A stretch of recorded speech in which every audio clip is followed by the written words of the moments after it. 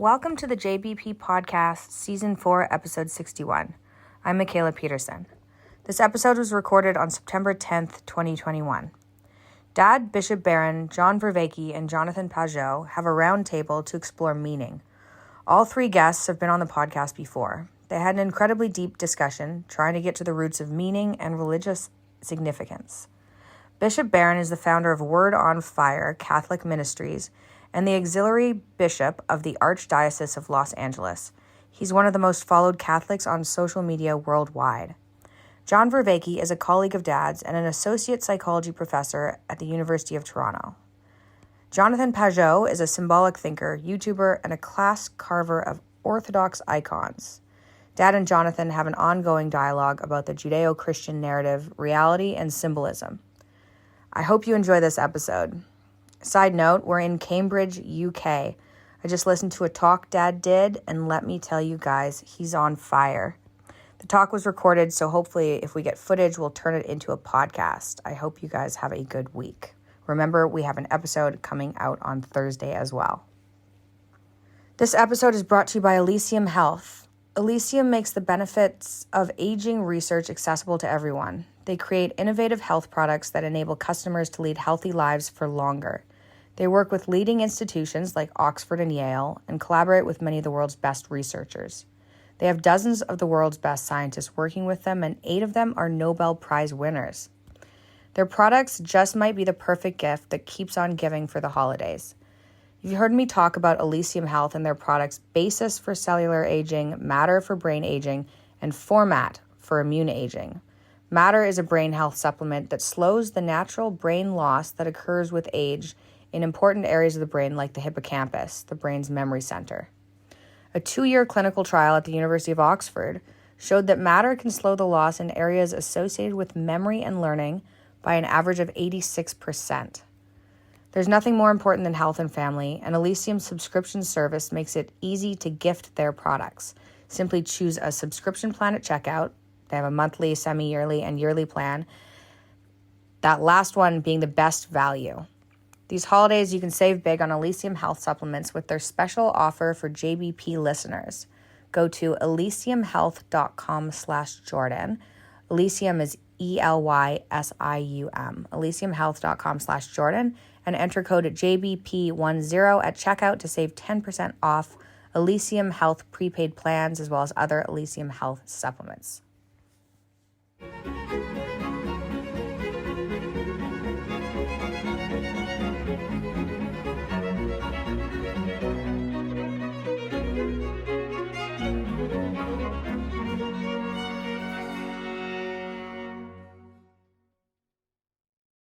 Hello, everybody. I'm pleased today to have the opportunity to speak with people that some of you will be familiar with. They've been guests on my podcast and YouTube channel, sometimes multiple times. It's always been interesting to me and to some of you, at least, according to the comments. I thought it would be very interesting to get these 3 gentlemen together with me and talk about meaning, what meaning means, what religious meaning means more specifically. And we're hoping to have a free-flowing conversation to investigate that question from psychological, theological, and personal perspectives. And so I'm happy to have John Vervaeke, professor at the University of Toronto, Bishop Barron, who's a bishop, Bishop Robert Barron, and Jonathan Pajot, who's an Orthodox Christian icon carver and now as well a frequent YouTube commentator and public speaker. And these men, I found my conversations with them always stretched my mind and taught me new things and made me think. And so I thought we'd see what we could all do together. So welcome, gentlemen. It's a pleasure to have you here. Thank you. Thanks for having me. And John, Thank you very much. Yeah, John, I'll start with you. So I'm going to ask you 2 questions. I'm going to ask you what you think meaning means.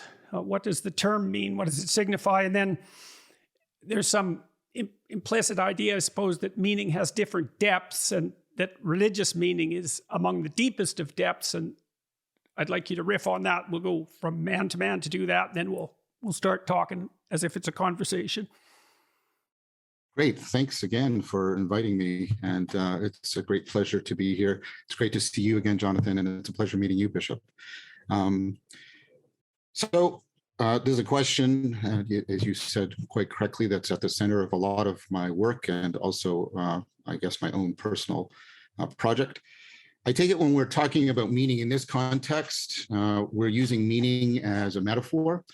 We're talking about something similar to the way a sentence works. It has an intelligibility to it that connects us to the world in some important way so that we can interact with the world and so we can be informed by the world.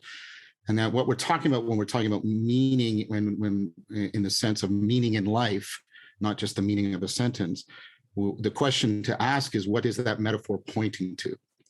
So I've put forth the proposal that what that metaphor is pointing to is something that's fundamental to our cognitive agency. And Jordan, this is something you and I have talked about before in other contexts, which is the problem of relevance realization, which is this deep, profound problem at the heart of cognitive science. You find at the heart of AI, many issues within cognitive psychology, categorization, communication. And this is, of all of the information available to me, how do I zero in on the relevant information? Of all of the information available in my long-term memory and all the potential ways I could combine them, how do I connect and zero in on the relevant information? Out of all the possible courses of actions I could undertake, the way I could sequence various things together, how do I select the appropriate sequence of actions? How do I do that? And the thing that's mysterious and wonderful and perplexing and intriguing and I'm obsessed about is we're doing it all right now, and we're doing it like this, and it's not a cold calculation. I'm standing out, I'm salient. There's an element of arousal, there's affect. You're caring about some information and you're backgrounding and ignoring other information. So it's this very affectively laden connectedness. Because the idea of relevance realization is relevance isn't in the head, it isn't in the world, it's in a proper, real relation between the embodied brain and the world. This is what's known as embodied cognition. This is the kind of cognitive science I am involved in. So the idea is, this is a dynamical self-organizing process, and you can feel it a little bit at work right now as I'm talking. Part of your attention wants to drift away and think about other things, right? This is like variation and evolution. Another part of your attention is focusing in and selecting, and you're constantly varying and selecting, and you're evolving in this dynamically coupled fashion, a salience landscape that makes you feel that you're here now in this particular state of consciousness, in this situational awareness. So you're deeply fundamentally connected, and that is deeply central to your cognitive agency. If you don't have that, you're not a cognitive agent. And this is, of course, one of the things that has the whole project of artificial intelligence has disclosed. We thought that intelligence was mostly about propositional manipulation, right? Getting, sort of coherence. And instead, no, this dynamical, embodied, evolving connectedness is very central to our cognitive agency. So much so that it stands to good reason that it is a core motivational feature and dimension of our whole agency. So I talk about meaning in life, and I use the word, and I use it deliberately, but I hope it's not offensively. I use the word religio to describe this connection, because that's the meaning of religio, to bind together. It's one of the purported etymological origins of the word religion. And that allows me to now segue into what I would want to say religious meaning is. So I think when we are, here's a metaphor, and I often use this. A lot of the time, our mental framing is transparent to us, like my glasses. We're looking through it and by means of it. But there are times when I need to step back and consider. This is what you do in mindfulness practices. I need to consider that mental framing. Mm-hmm. And I might want to not only consider it, I might want to educate it. I might want to celebrate it. So normally religio is transparent to us, and therefore it affords our agency. But there are things we do where we step back and we try to become more directly aware of religio in order to educate it, perhaps correct it, improve it, celebrate it. And when we're doing that in a way that creates what I call a reciprocal opening, the opposite of what happens in addiction. Reciprocal opening is my agency is opening up, the world is opening up, and I'm experiencing this inexhaustible fount of emerging intelligibility that's not just conceptual, but is this about this religio. For me, that's the experience of sacredness. And so when religio, when we focus upon religio rather than focus through it, in order to accentuate it and accelerate it so that we can come into the deepest mutual resonance between ourselves and the depths of reality, that for me is what religious meaning would be, the religio about the sacred. So that would be my initial answer. I hope that was helpful. Okay, so I'm going to comment on that, and I'll make my comments about this question because I'm also a psychologist, and then we'll move to you guys, to Jonathan and to Bishop Barron. So if you think when you look at the world, there's a central point of focus, and that's mediated by your fovea, and that's at the back of that's on your retina in the center, essentially. And you'll notice that when you zoom your eyes on something, that becomes very clear. It's a very small area that becomes very clear. And then you'll notice that around that area, it's less and less and less clear until it fades out into nothingness. And the nothingness you don't even perceive. It's just not there. And so it's high resolution in the center, lower, lower, lower, lower. Way out here in the periphery, you actually don't even see color. You can't tell that, but you don't. And you're better at detecting motion because maybe you should look at moving things. And then the world vanishes. So, and that's sort of that's very much like what consciousness is. Mm-hmm. And also it's associated with meaning because you focus your fovea on what's most meaningful. And those foveal cells are tremendously connected into the visual cortex. It takes a lot of brain to make that fovea work, and that's why it's such a small area, and we move it around instead of just having a retina that's all fovea. We'd have to have a brain like this big to manage that. So that's sort of like a metaphor for consciousness and meaning, and then I want to layer something on top of that metaphor. And this is something like the relationship between the conscious and the unconscious, and also the relationship between narratives and consciousness and unconsciousness.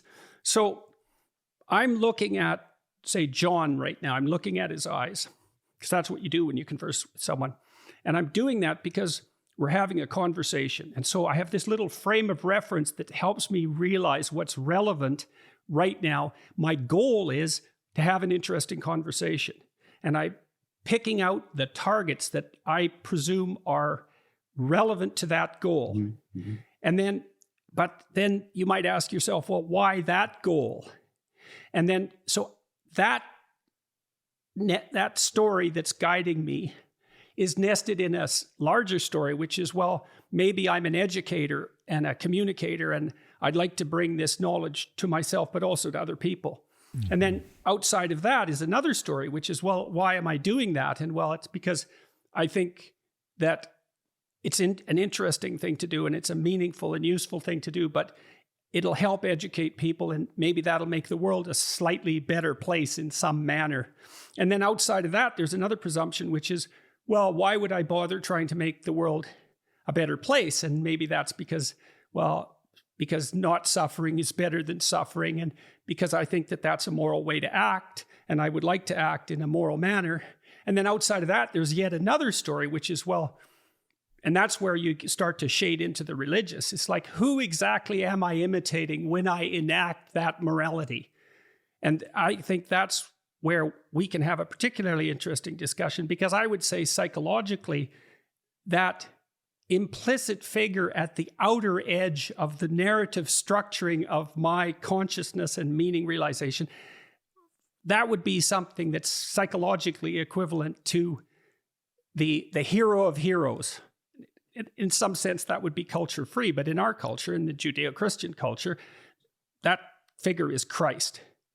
And so this is independent of religious belief as far as I'm concerned. Now, there's an interesting relationship with formal religious belief, but I think this is the way it works psychologically. And I got some of this from studying neuroscience, the same sorts of things John is studying, but some of it from studying Jung. And, Jung proposed that at the very least, speaking psychologically, Christ is the symbol of the self. And what he meant by that is that Christ is the symbolic realization of our culture's determination of the embodiment of the ideal. And it's an image, and it grips us. It's the thing we imitate or we fight against. We're in that whether we like it or not. And then the question becomes for me, okay, well, that's a psychological truth, but it can also be a metaphysical claim and an ontological claim. And that's where this starts to shade into the religious per se. So that's it for me. So Bishop, do you want to take it from there? Yeah. Thank you. First of all, everybody, thank you. And Jonathan and John, to meet you for the first time, at least virtually. I've met Jordan twice now virtually, but good to be with all of you. You're all Canadians, right? All of you are Canadian born. Because all I can think of as you both were talking about Lonergan, I'll get maybe back to him, but one of my favorite philosophers, the Canadian Jesuit Lonergan, came to my mind a lot.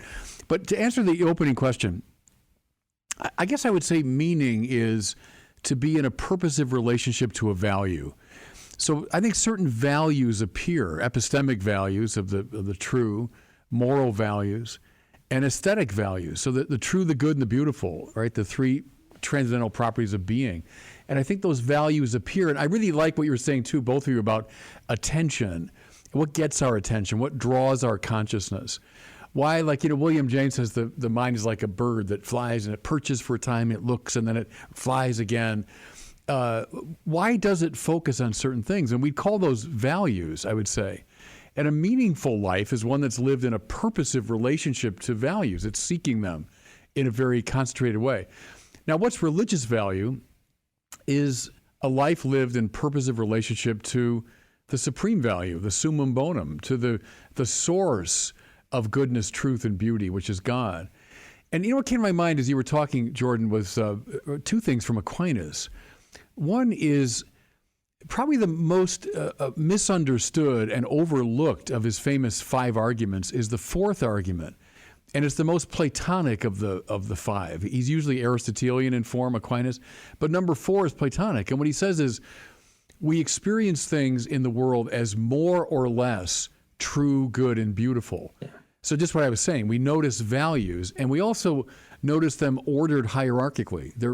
That's truer, that's better, that's more beautiful. Then Thomas says we only can make that calculation in implicit relationship to something we consider highest in goodness, truth, and beauty.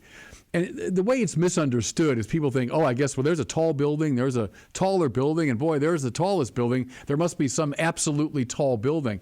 But he's not talking about something as trivial as that. He's talking about the properties of being, the good, the true, and the beautiful. And being is by its very nature unlimited. So therefore, it's true that we make those calculations, we see those hierarchies only finally in relationship to an unconditioned, if I can use the more modern kind of Kantian language, some unconditioned form of goodness, truth, and beauty. That's religious meaning, it seems to me, is to be in purposive relationship to that. The other thing from Aquinas, and I think, Jordan, you and I talked about it last time we were together, I love what you did there because that's an implicit argument for God. It's in the second part of the Summa. From final causality, every time I make an act of the will, I'm seeking a good, I'm seeking a value of some kind. But as you say quite correctly, and that's just like Aquinas, that value nests in a higher value, which nests in a still higher value. And so I can't go on indefinitely. That would make my act of the will incoherent. So I've got to come finally to some summum bonum, some supreme value that's motivating me. That's religious meaning, it seems to me, is now to be in relationship to this most alluring horizon of all desire. Now, there's Lonergan again, my Canadian reference. To be in relation to God, Lonergan said, is to want to know everything about everything. So that's the value, the epistemic value of the truth, but now in its unconditioned form. I want to know everything about everything. We call that in religious language the beatific vision. Or I want not just this particular good. So I'm talking to the three of you now, which I think is a good. But it's nesting, as you say, in a higher good and a still higher good. And so finally, I want not just this particular good, I want goodness itself. That's a religious relationship. So I guess that's how I'd approach it, maybe piggybacking a bit on what you both said. Jonathan? It's interesting because, by the way, thank you for making me last in this stacking up on everything that everybody said. But I think that what's interesting in what John said in terms of relevance realization and in terms of this hierarchy of values that both Jordan and Bishop Barron brought up, the thing that I might add, at least in my perception, is that first of all, this pattern recognition that we engage with and this hierarchy of values and just hierarchies in general, they really are teleological in the way that Bishop Barron said. That is that the reason why we perceive hierarchy is because we're always judging or perceiving or trying to evaluate whether something is good. But the other thing that this does in terms of, so it binds reality together, right? So you're looking at something and you want to evaluate the apple, and this desire makes you see the pattern of the apple because you have to engage with it. You have to relate to it. You have to eat it. So because you have to eat the apple, that's why you see it, and that's why you can perceive it, and that's why you're evaluating it. But this pattern, let's say, of binding, of religio that John mentioned, it stacks up. So until now, we've actually talked mostly about individual relationship, this individual relationship with the field of being that presents itself to us, the individual relationship with the ultimate good. But it also does something else, is that it stacks up people together. It binds us together as well. And that's in terms of meaning of religio in a broader sense, that can also kind of help you understand religious practice. Why we get together, why we sing together, why we celebrate, as John mentioned. Why do we celebrate together? Because when you see the apple and you see a good apple, you're implicitly celebrating it. Every act of recognition of a good is going to be a mini celebration, but that stacks up together in terms of people gathering and singing and processing and doing all the things we do in order to celebrate the highest good. And let me just intersperse something there from a psychological perspective. Well, that idea of the mini celebration. So there's a technical reason for that in some sense. So let's say you specify a goal, and that goal is nested inside the value hierarchy that we've already described. And so now you're pursuing something of value. If you see something that leads you down the pathway to that value, that produces positive emotion, technically speaking. That's dopaminergically mediated. And so there's a fundamental neuroscientific reality underneath the idea that to perceive something good in relationship to a higher good is a celebration. And it is definitely that imbues our life with a sense of positive meaning. And I mean that directly. Like, meaning is derived from this nested hierarchy, and then the perception of valued, the perceptions of values that lead us down that pathway. Without that, there is no positive emotion in my understanding of it. Yeah. So the last thing I might want to say is that, so in the same way that the world reveals itself to us as this hierarchy of the good, in the same way that we see that, it also reveals itself to us cosmically. That's why I'm saying it stacks up. And that's why there are temples. That's why there's the law of Moses that was received on the top of the mountain, that there is a cosmic revelation of the same pattern that you encounter as an individual, which is inescapable as an individual. And so that is what ends up creating these revelations of being into the world and binding us together as a body instead of just these disparate individuals. And as Jordan said, it's very appropriate to discuss, what are these revelations and what do they look like? And of these revelations, which is the one that binds the most reality together into itself? And I think that is when the image of Christ as being God-man, as going all the way down into death, as reaching to the highest summit, as we could, I don't want to go into his story too much, but Jordan, that there's most of Christ's story seems to go to the limit of storytelling in all the aspects in which it goes, right? It's like Christ doesn't just go down into the underworld and resurrect. When he comes back up, the underworld is empty and death is defeated, and that's the end. And so it's like that for almost every aspect of Christ's story, where he reaches the limit of storytelling. And so in that way, it ends up just being the fact that we recognize it, that we've brought it together, that we've celebrated it, means that it is part of this kind of cosmic revelation. And it's something that we can look at objectively and talk about and discuss. But it's definitely there in our story as Europeans, as Westerners, and we've discounted it completely. But I think we're at a point now with this meaning crisis where we can go back and reevaluate it and understand it as the possibility of these relevance realization patterns stacking up beyond the individual, let's say.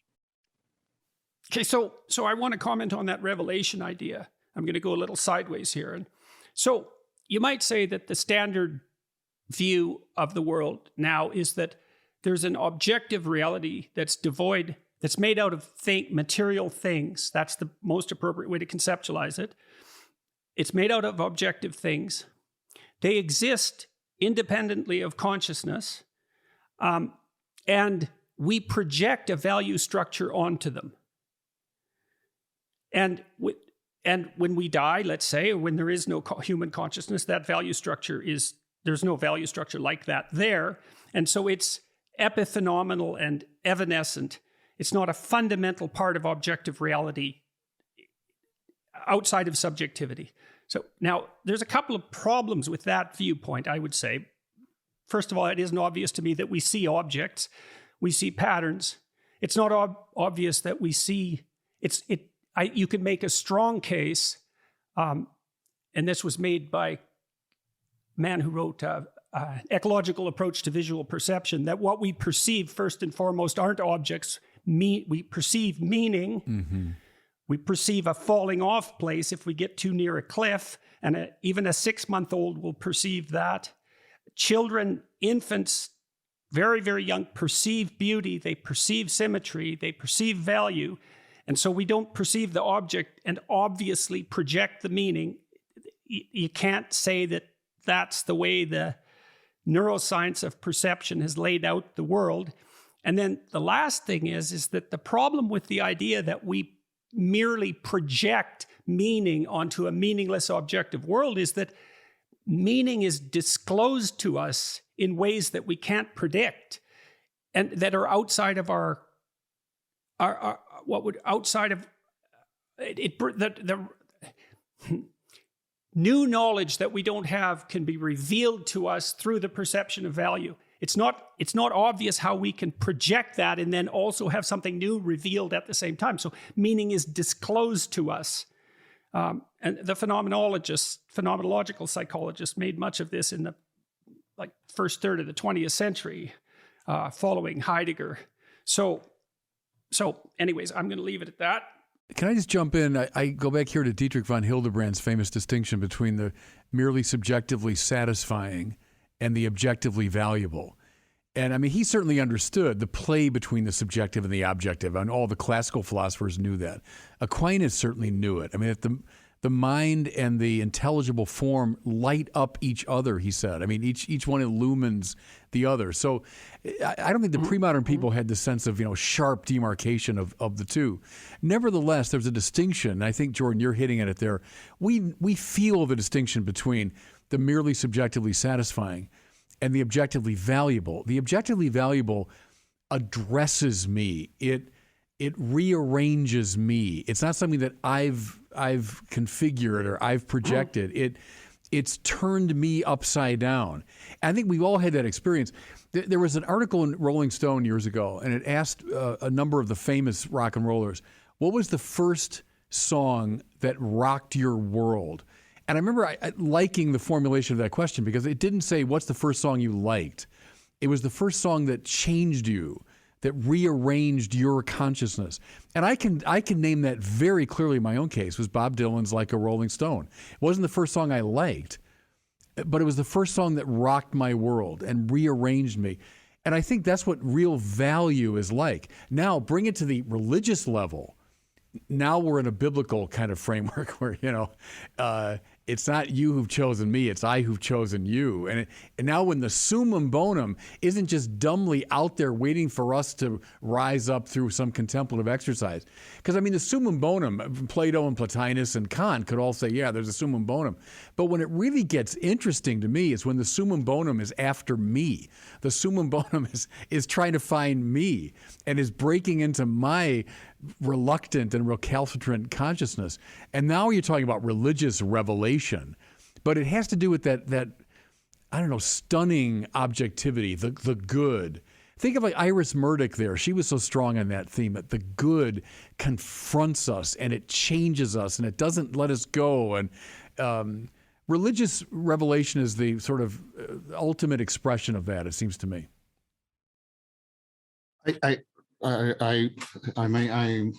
This is something with which I'm in significant agreement, but I think it's also important to wonder together why this has become so problematic.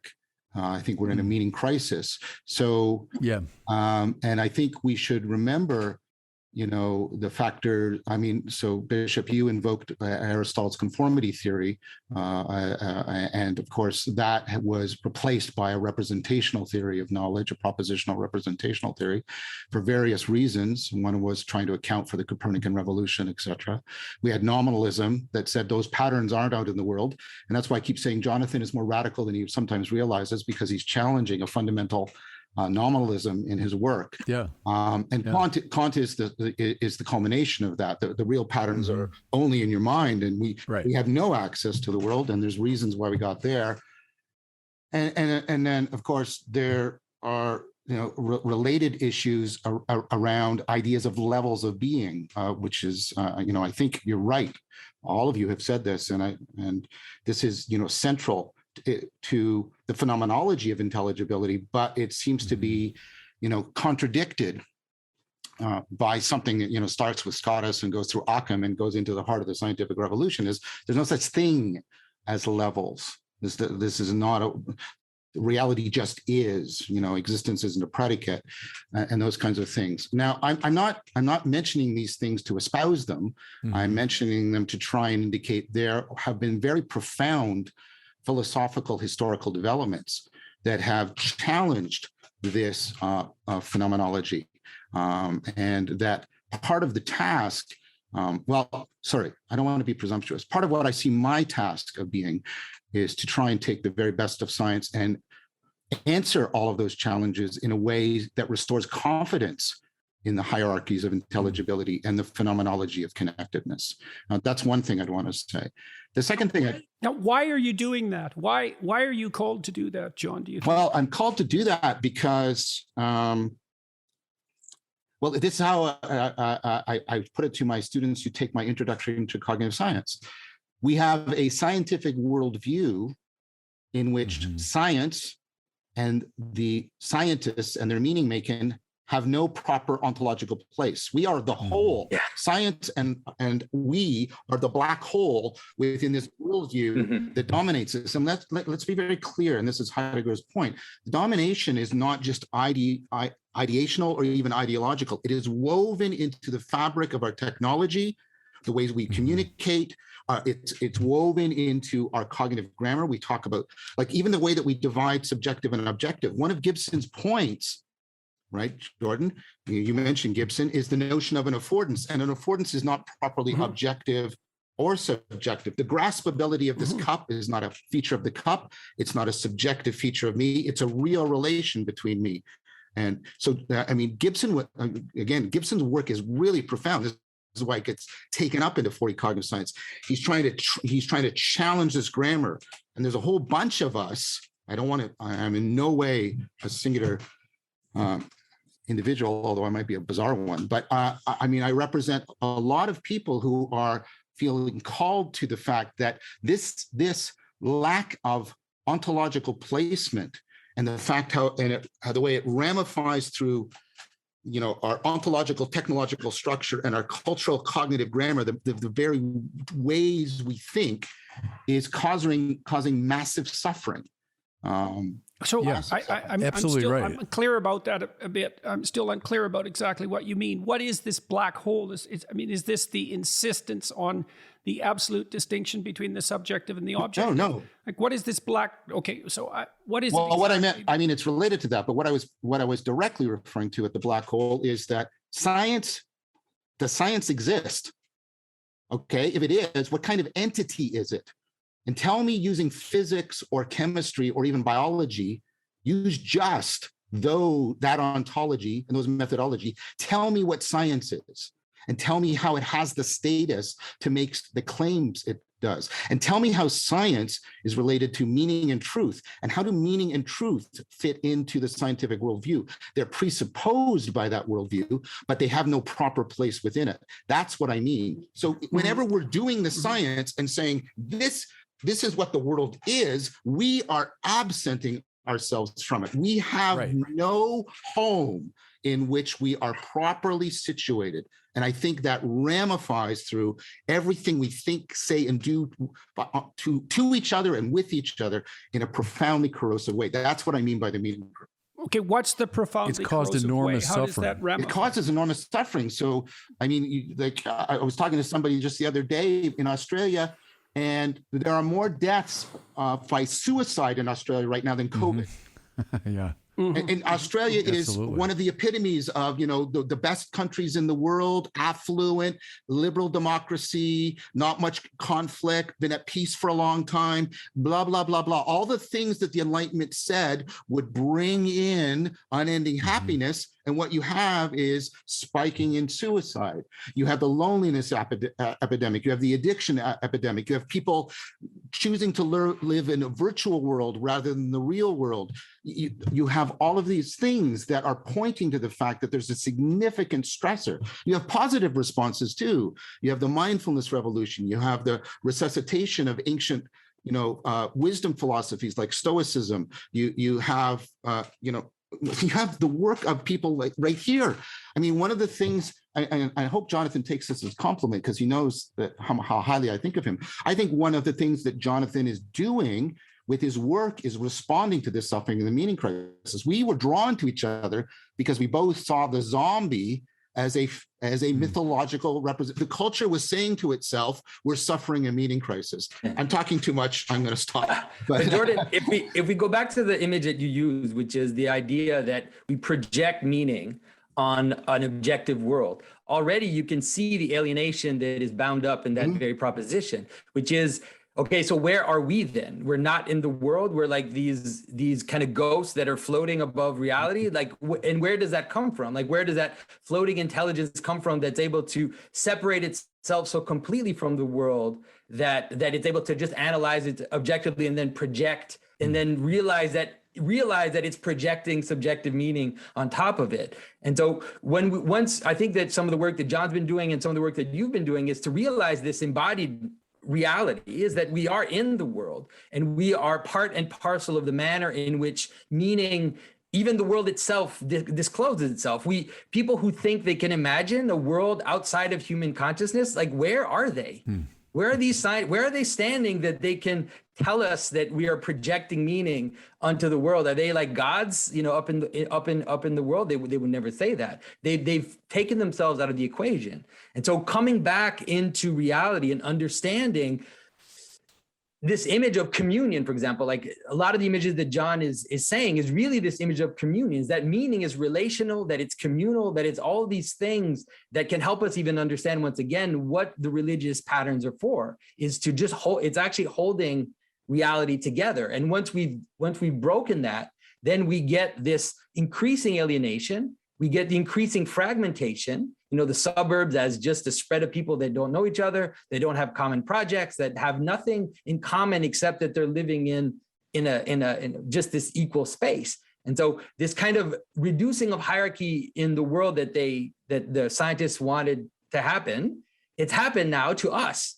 And everything's breaking apart and nobody can hear each other. And it's a direct consequence of that thinking. Yeah, there's a lot that's just stimulating my thinking here. And one is, I mean, God, I love the sciences, but I hate scientism. And scientism is all over the place in our culture. I deal with it all the time in my evangelical work, hearing from not just younger people, from everybody in our culture, that science is the criterion. You know, I saw a video, Jonathan, you and Jordan were talking to Brett Weinstein, and it was about, I don't know, maybe it's something along these lines. But he made very articulately, intelligently, but made the argument that the sciences, the physical sciences, belong in the supreme position vis-a-vis all forms of human knowing.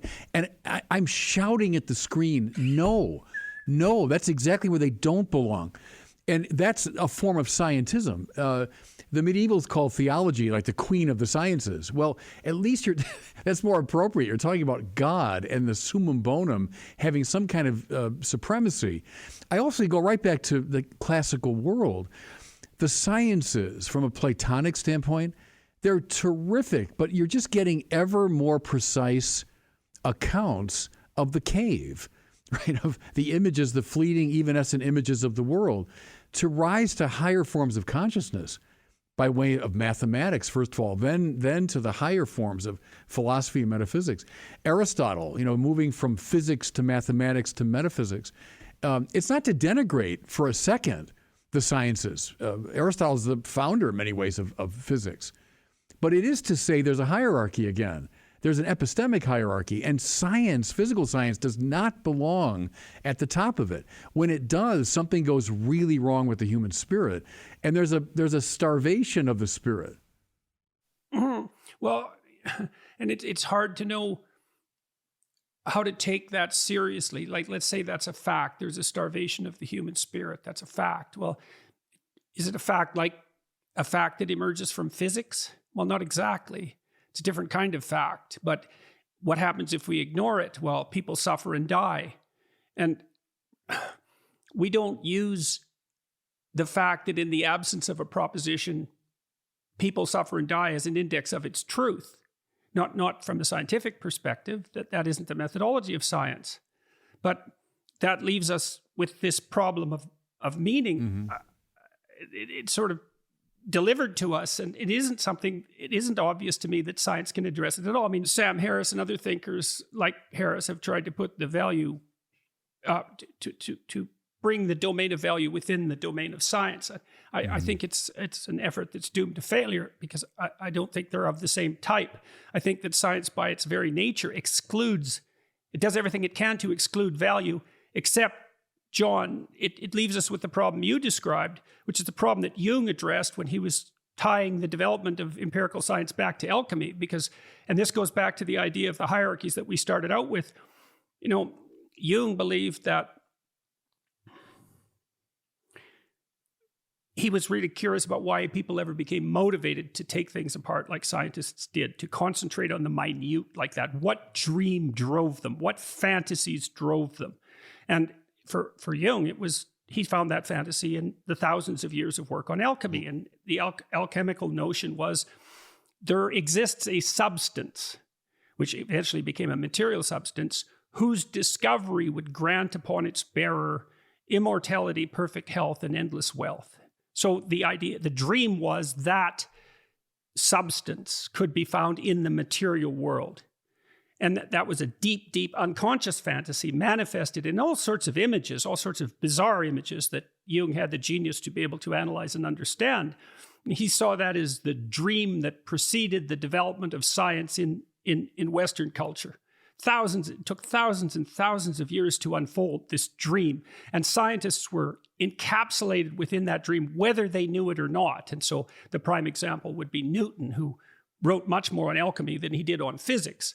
And so, John, as scientists, at least from the Jungian perspective, let's say, we're necessarily motivated by a narrative that we don't understand scientifically to engage in the scientific process per se.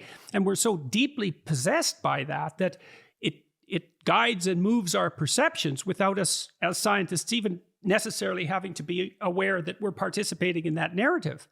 So to your point, the whole enterprise is driven by a dream whose reality can't be encapsulated within the process itself. It's a very strange thing.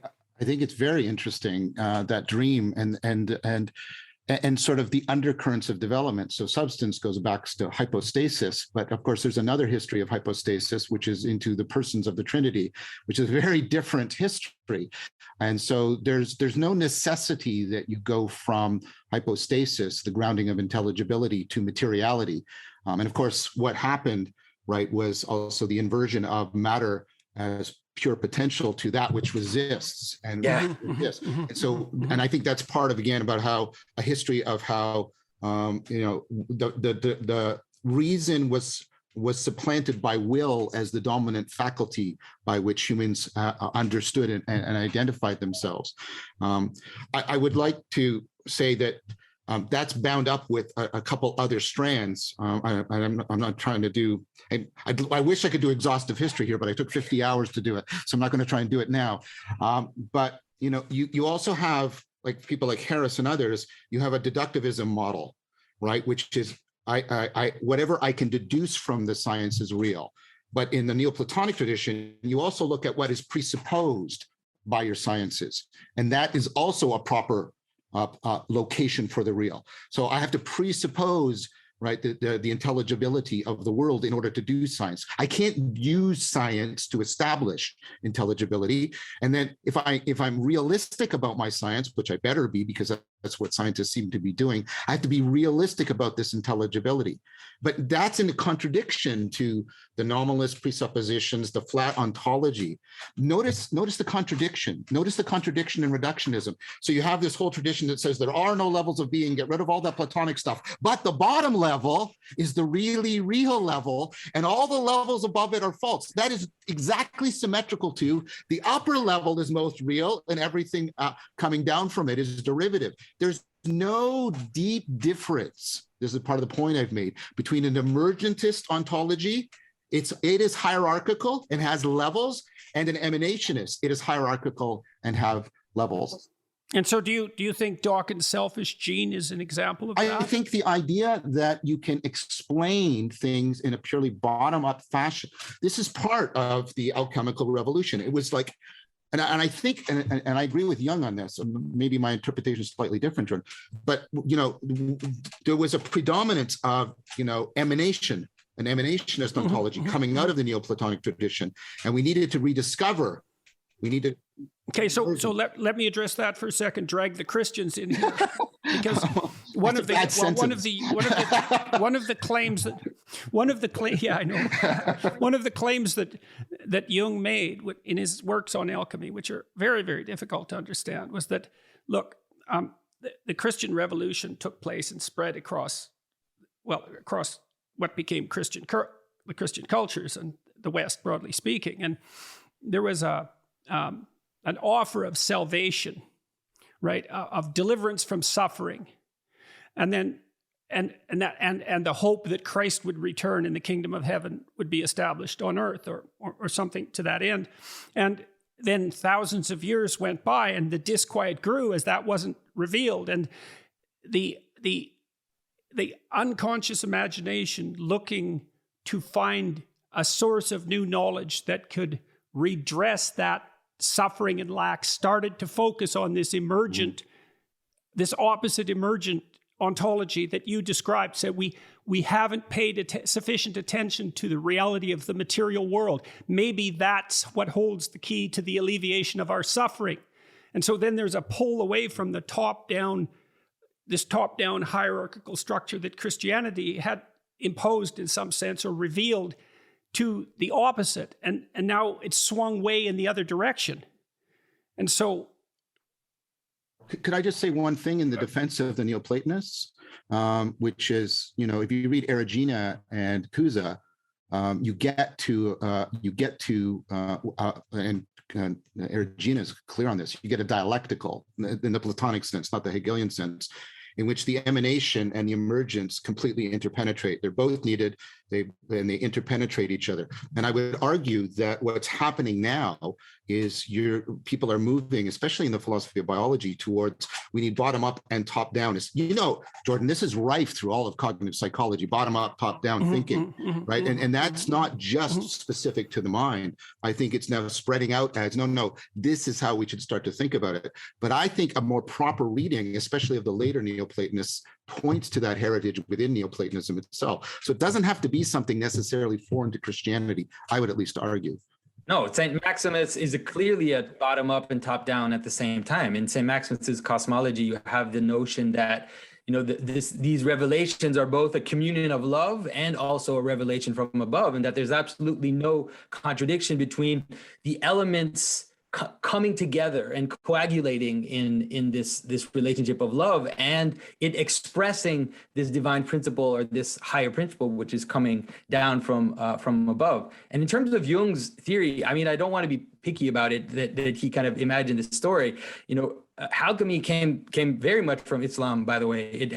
A lot of its development was in the Islamic world. Even the word alchemy is not a Western word, and so I find it a little too simplified to just say Christians were waiting for Jesus and then they created this bottom-up science. There's a deeper kind of transformation which happened in the West related to nominalism and to a kind of slow progression towards this separation of heaven and earth. We could call it like this kind of ripping apart of the two sides, which kind of led both to materialism and to all these esoteric things that were going on at the same time, right? It's not true that materialism was on its own, but there are all these kind of esoteric developments that were manifesting themselves. We have to remember that Descartes spent his whole life trying to become a Rosicrucian. Like these two things it's like a ripping apart of reality that leads into the New Age, into all this kind of neo-spirituality. And Christianity's true message is rather the incarnational one. It's the one that John said. It really is this binding of multiplicity and unity, the binding of the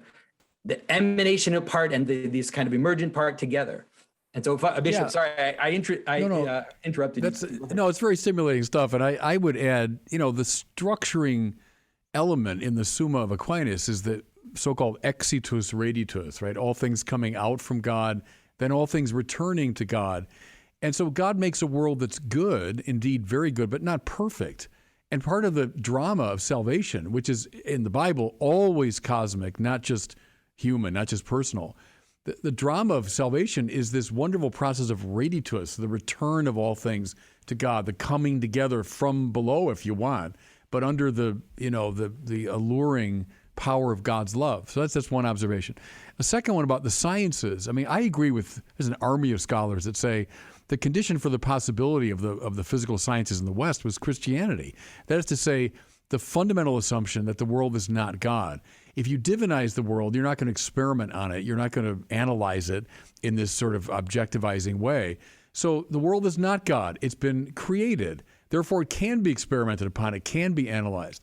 But then secondly, as we've all been saying in different ways, it is radically intelligible, not just in a superficial way, not just in certain parts, but in every nook and cranny, the universe is intelligible. That's a very weird thing the more you think about it. Why should that be the case? And of course, it's coming out, I would argue, of a Christian conception that the world did come forth. The Bible puts it poetically as a great act of speech, meaning it's imbued with intelligibility from an intelligent source. Well, when you bring intelligibility and non-divinity together, you get the rise of the modern sciences. So they're not the least bit repugnant to Christianity. On the contrary, what is repugnant is this scientism, and you've all been hinting at it in different ways. Trace it to people like Descartes. But I'm with John. I'd go right back to Duns Scotus and Occam and the breakdown of a participation metaphysics. Mm-hmm. And when you get this univocal conception of being and following from that nominalism, and I would even dare say certain forms of Protestantism are very much conditioned by that way of looking at things, you get a lot of the problems we're facing today. I'm for a recovery of the pre-modern, this wonderfully rich pre-modern sense of a participative view of being. The world in God, the world reflecting God, not a world of separated things and God being the supreme thing among them. So Aquinas says that God is not the supreme being. Mm-hmm. He doesn't call him en summum, but he calls him ipsum esse, to be itself. So there's a whole view of reality that's implicit in that description of God. And that is repugnant to scientism in its various forms. And I think that's the key to recovering a lot of sense of religious meaning. I really liked the invocation of the participatory. Part of what I've been arguing is that the cutting edge cognitive science, what's called 4E cognitive science, is challenging the reduction of knowing to propositional knowing that something is the case. That what we're discovering, and you can even find, specific kinds of memory for each one of these. There's also procedural knowing. There's knowing how to do something, there's skills. There's perspectival knowing, which is knowing what it's like to be here in this state of mind, in this situation, giving me situational awareness.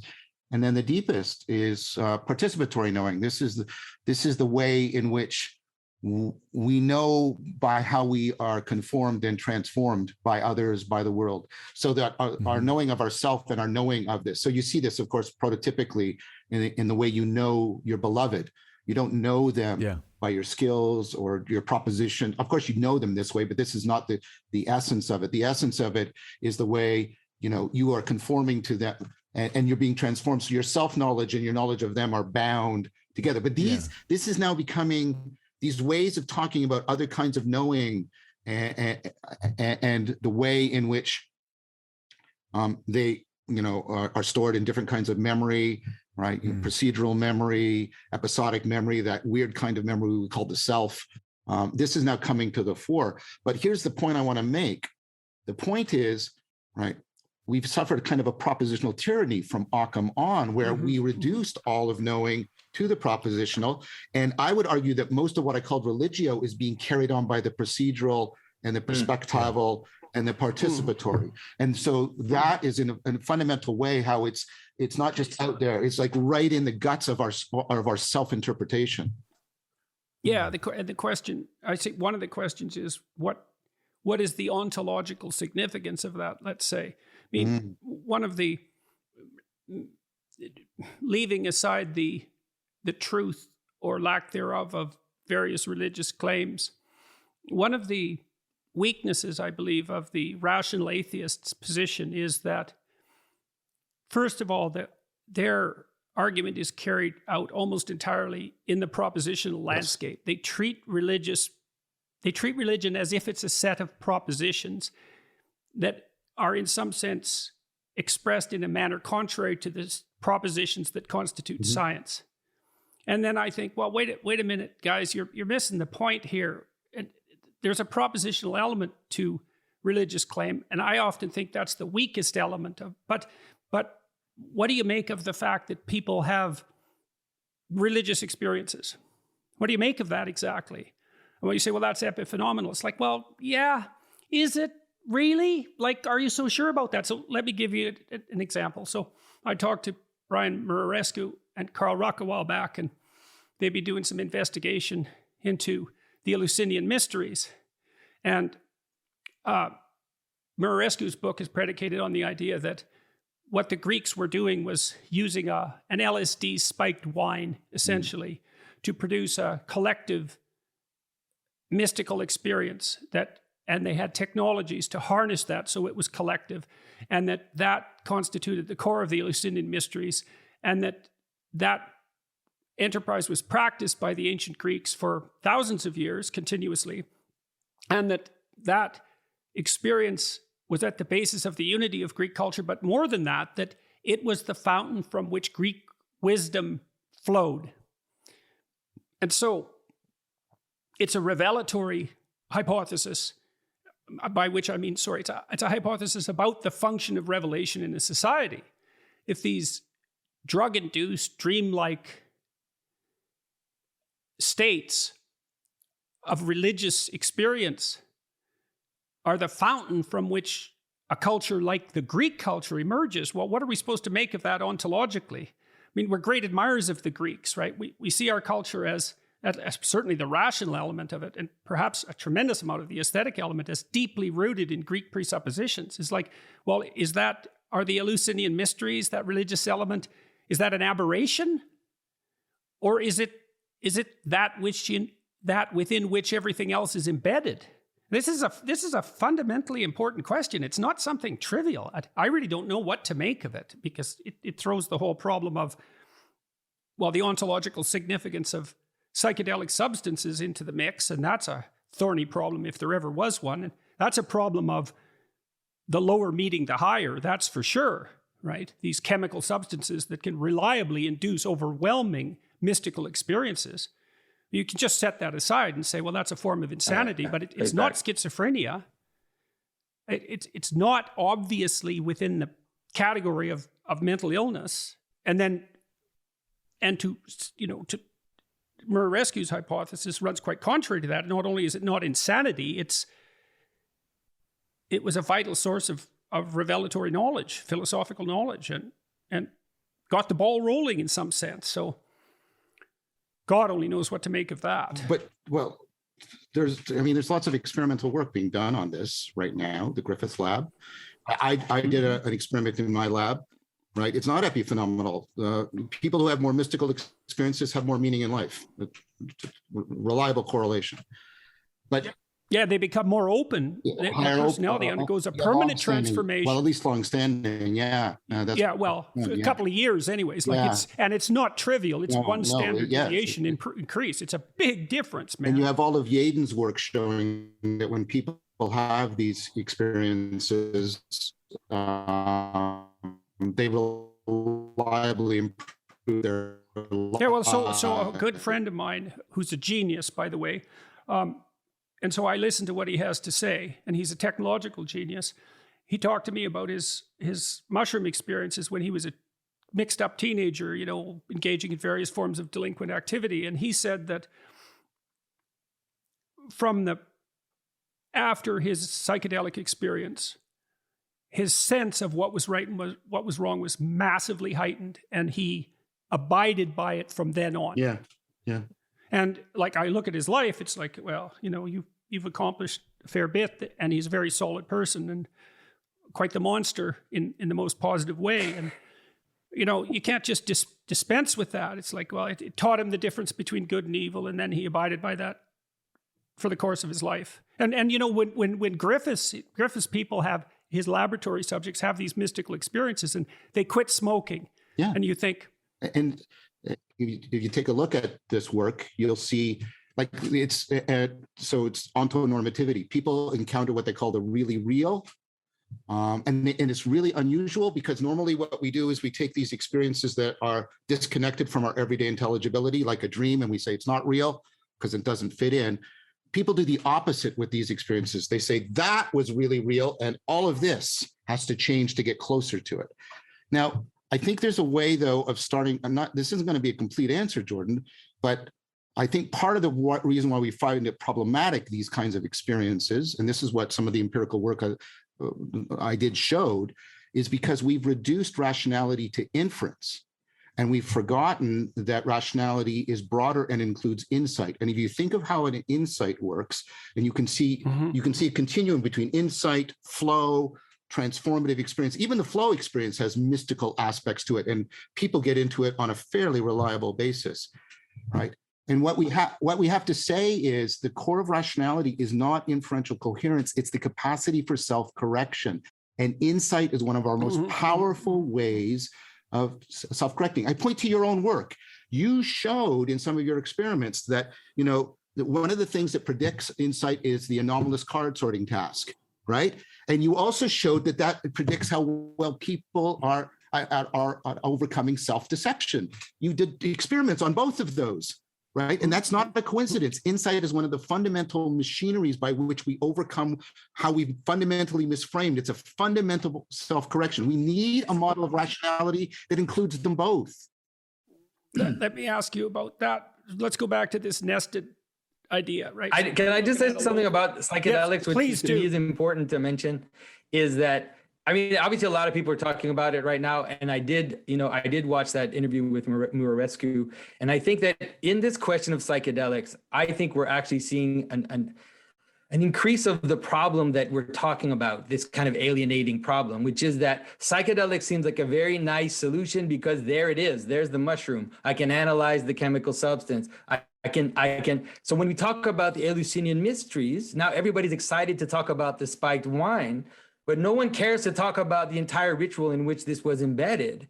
And it becomes this kind of weird reductive thing in which the tool that we can identify, which is, you can put it in a box and you can nicely identify it. Then everybody's attention goes there right now because of our kind of materialism and so I find it very difficult because what we saw psychedelics do in the 60s is that ripping open the veil, supposedly, in a world where the ritual around, let's say, the coherence of society, the place where society coheres together and engages in a common ritual and in common attention and in common storytelling. And then we kind of throw this stuff out into a world that is individualistic and based on everybody's own little whims is not necessary, is going to, I think, and we saw it happen, is going to create these experiences that are frameless. And instead of binding, will continue to kind of fragment our society. I'm really worried about the psychedelics. Can I just jump in? I'm sort of thinking out loud because I really loved in what both Jordan and John were saying is the way the mystical is being described. There's something really right in that. I think when you have a true mystical experience, meaning an experience of God, of the sacred, it does have those effects that it convinces you that's really real, as opposed to the world it's real, but it's not as real as that. That now I'm clearer about good and evil. I mean, the authentically mystical, I think, has that. But when you talk about drugs and all that, look, for me, it's a closed book. I've never experienced that myself directly. But I'd also say this, the great mystics in the Western tradition, think of John of the Cross especially, who's my go-to guy. John of the Cross probably had what we call extraordinary experiences. Certainly his colleague Teresa of Avila did. I mean, visions and that sort of thing. But what did John of the Cross consistently say? Let go of them. Let go of them. When people said, oh, what do I do when I have an experience? See it. It's kind of a Buddhist thing. See it and let go of it. John of the Cross never wanted people like hanging on to the extraordinary vision or the extraordinary manifestation. So there is the mystical for sure. And I use my Platonic thing of going from, the cave, going from physics to mathematics to metaphysics. But beyond metaphysics, there is indeed this mystical dimension of knowing. So I don't discount that for a minute. But I've got a lot of John of the Cross in me that says, be very wary of hanging on to those. And to Jonathan's point there about, if I just take this drug, that's going to be my guaranteed path into the mystical. Whatever is going on there, the real mystical, tonight I'll be probably in front of the Blessed Sacrament at some point with the Rosary. And believe me, I'm not having any kind of LSD-like experiences. But that's the mystical as far as I'm concerned. So I'm trying to find what's really good in that description of it, which I think it really is accurate. But I'm wary of clinging to it. There's one thing to be clear. Go ahead. Just to respond to Jonathan's criticism. I mean, the point that Jonathan is making is being recognized by people in the field. First of all, there's a distinction even in Griffith between a psychedelic experience and a mystical experience. And secondly, most people are clearly indicating, for example, all the therapeutic interventions using psychedelic, and the evidence is mounting that it's not the drug that does it. Right? It is the drug in concert with the setting, the therapeutic framework, all of this other stuff and I consistently argue for this, you have to have this wrapped in a sapiential framework because it can just as much take you off into self-deception as it can into self-correction. So but I want to be clear that there's a lot of people that take the criticisms that have been made here very seriously, and it's actually woven into a lot of the research. Yeah, well, it's interesting with regards to the scientism issue. So if you look at Griffith's research, so you see that his subjects take psilocybin and then they have a mystical experience and then they quit smoking or they're less afraid of death. It's like, and the way it's written up in the journal it is bottom-up drug effect because there's no description of the content of the mystical experience. It's like, well, the drug produces a mystical experience and then people don't smoke. And the scientific journal format only allows for that. And so, but then there's this question that's like, this is a big question. It's like, okay, well, why are these people no longer afraid of death? Like, did that switch just get turned off? Well, that's not how it works. The whole view they have of reality has been reoriented in some manner. And what manner? It's like, well, what happened exactly? That's an even more key question. And it's relevant to Jonathan's point. And then, John, to go after you a little bit on this topic, Jonathan is pointing to something that's a very intelligent caution. And that is that I know you know that. And these hypotheses of set and setting they're just the beginning of that surround that needs to be created to integrate these experiences into the broader culture. They're not much changed from the early 60s. Well, you have to be somewhere calm. You have to be with someone who, is going to take care of you. It's like, yeah, we're just barely beginning to figure out what to do with this. And then Bishop Barron, I believe, for what it's worth, and I don't know what you guys think about that, I think that Revelation is a psychedelic account. Literally. Oh, the book of Revelation. I really believe that. You bet. I think that the author of that had a psychedelic experience, and all he did was write down what happened to him. No, it's and too that grounded might not in be right, but it's too grounded in the Old Testament That's right. and the classic apocalyptic literature. I mean, it's Half not of it is quoting idiosyncratic. why is that an objection? Yeah. Why is that an objection? He was grounded in that tradition, and all of that tradition was made vivid in imagery during the experience. That's certainly not beyond the confines of such experiences. So, and I think the church is going to have to wrestle with this seriously in the years to come, because there's an association between psychedelic use and revelatory meaning that the church is going to have to grapple with, I believe. Well, there are plenty of monks because who these things have are coming. revelations and have visions and have all these types of experiences, but that don't take psychedelics. It's actually through asceticism and through transformation. And I think this is coming back to Bishop Barron's point, is that, let's say, in the hesychastic tradition, in the mystical tradition of the East, it's exactly like what he said about St. John of the Cross. They consistently insist that the mystic has to ignore all experiences, because the purpose is not to have experiences. The purpose is to be united with God, to be transformed, to be free of your passions, to be free of the things that kind of bind you. And it's going to happen. And maybe that can actually be somewhat instructive for others, but that's not the point. And so I think that I understand it, because there's something about our world too that wants experiences, right? We want to have these exciting or very kind of exciting experiences, but the real purpose is to be transformed, which is why someone is willing to be martyred, or someone is like, that has nothing to do with like having a really great mystical experiences. There's something about, it really is about the transformation of the person into the image of Christ, let's say.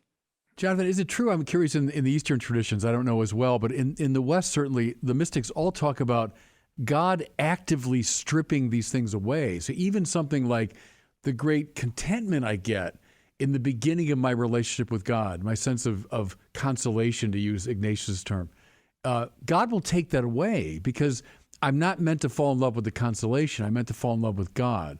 So I'm not meant to fall in love with the mystical experience or with the vision or whatever. I'm meant to fall in love with God. And so God actively, John of the Cross will talk about the dark night of the soul, and that's really what he means. It's not a psychological state. It's God actively taking away these experiences, because there's something else that we're really talking about. In the Eastern tradition, the highest point is absence of all image and thought. Right. Yeah. Right. That you actually don't have any. There's no imagination. There's no thought. There's nothing. There's only this kind of pure presence and this pure light, let's say, that kind of gathers you into God. So it is, and they constantly say the same thing. They say all these experiences, let them go. You got to drop them. You got to, don't become a guru and, kind of teach out of your little mystical insight, but rather just drop it and keep going up the ladder, let's say. Well, right. I mean, I'm very wary of the idea that the communion cup, the origins are in some kind of psychedelic experience. I mean, trust me, it's never happened to me. I've been going to Mass since I was a kid, because the reality of it is other than that. I mean, even if there was something, and certainly the Eleusinian mysteries have been well studied, and perhaps there was a psychedelic element and so on, but I would never want to put stress on that. I would want to say that, first of all, I talked to Aidan Lyon, who was his book is coming out, A Psychedelic Experience, a philosophy of psychedelic experience. First of all, he doesn't pin the term on the use of psychedelics per se. It just means mind revealing experience. Mm-hmm. Okay. And so what I would say is that the substances belong to a class that don't require chemical substances. So these are disruptive strategies. Jonathan mentioned, ascesis, right? Asceticism. Yeah. The shamans chanting, the drumming, the sleep deprivation. There's a whole family of disruptive strategies. But let me try and show you what I think this is related to. If you're having a problem because you've misframed the situation and you need an insight, what's actually really good for an insight is to be moderately distracted from the problem. Or it's like if you're trying to solve an insight problem on the computer screen and I put a bit of static or noise into it, that will actually help you break up the inappropriate frame and find a new frame. You do the same thing with neural networks. Neural networks are trying to learn, and you periodically have to throw in noise, because if you don't throw in noise, they'll get too narrow and too fixed on what they're picking up on. So this is what I meant. I did a talk about this. It's like insight requires these disruptive strategies, and they look exactly the opposite from our model of rationality.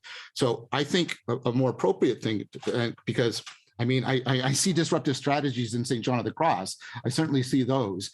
And of course, they're all the way through the Neoplatonic tradition. And they can be cognitive disruptive strategies. Nicholas of Cusa puts you that an infinite circle is also a straight line, and you go like that, right? So I think. I'm with you on that. I'm with you on that. I'm thinking of Thomas Merton used the Buddhist term, calming the monkey mind, and he thought that was the purpose of the rosary. Yeah. And I was conducting a retreat, this is about 3 years ago, with the priests of Dublin. Now, I'm all Irish, so this is in my cultural DNA. But they were praying the rosary one night. These are about 60 men. And they prayed the rosary, which normally takes about 25 minutes to do it at usual pace. They finished it in about 6 minutes. And it was, Hail Mary for the great source of Hail Mary for the great source of Hail Mary.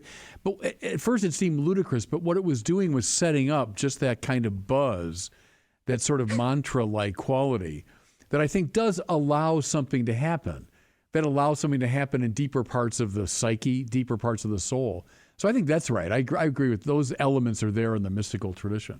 The Jesus prayer too, Jonathan's an example of that, I think. Yeah, and so for me, as a scientist, I'm studying these things. Like when I did that one experiment I mentioned, the content, which I think is supportive of Jonathan's point, isn't the key thing that's predictive of the changes in people. It's predictive of the relationship to meaning in life. It's actually the insight process rather than the particular phenomenological content that seems to be driving the transformation.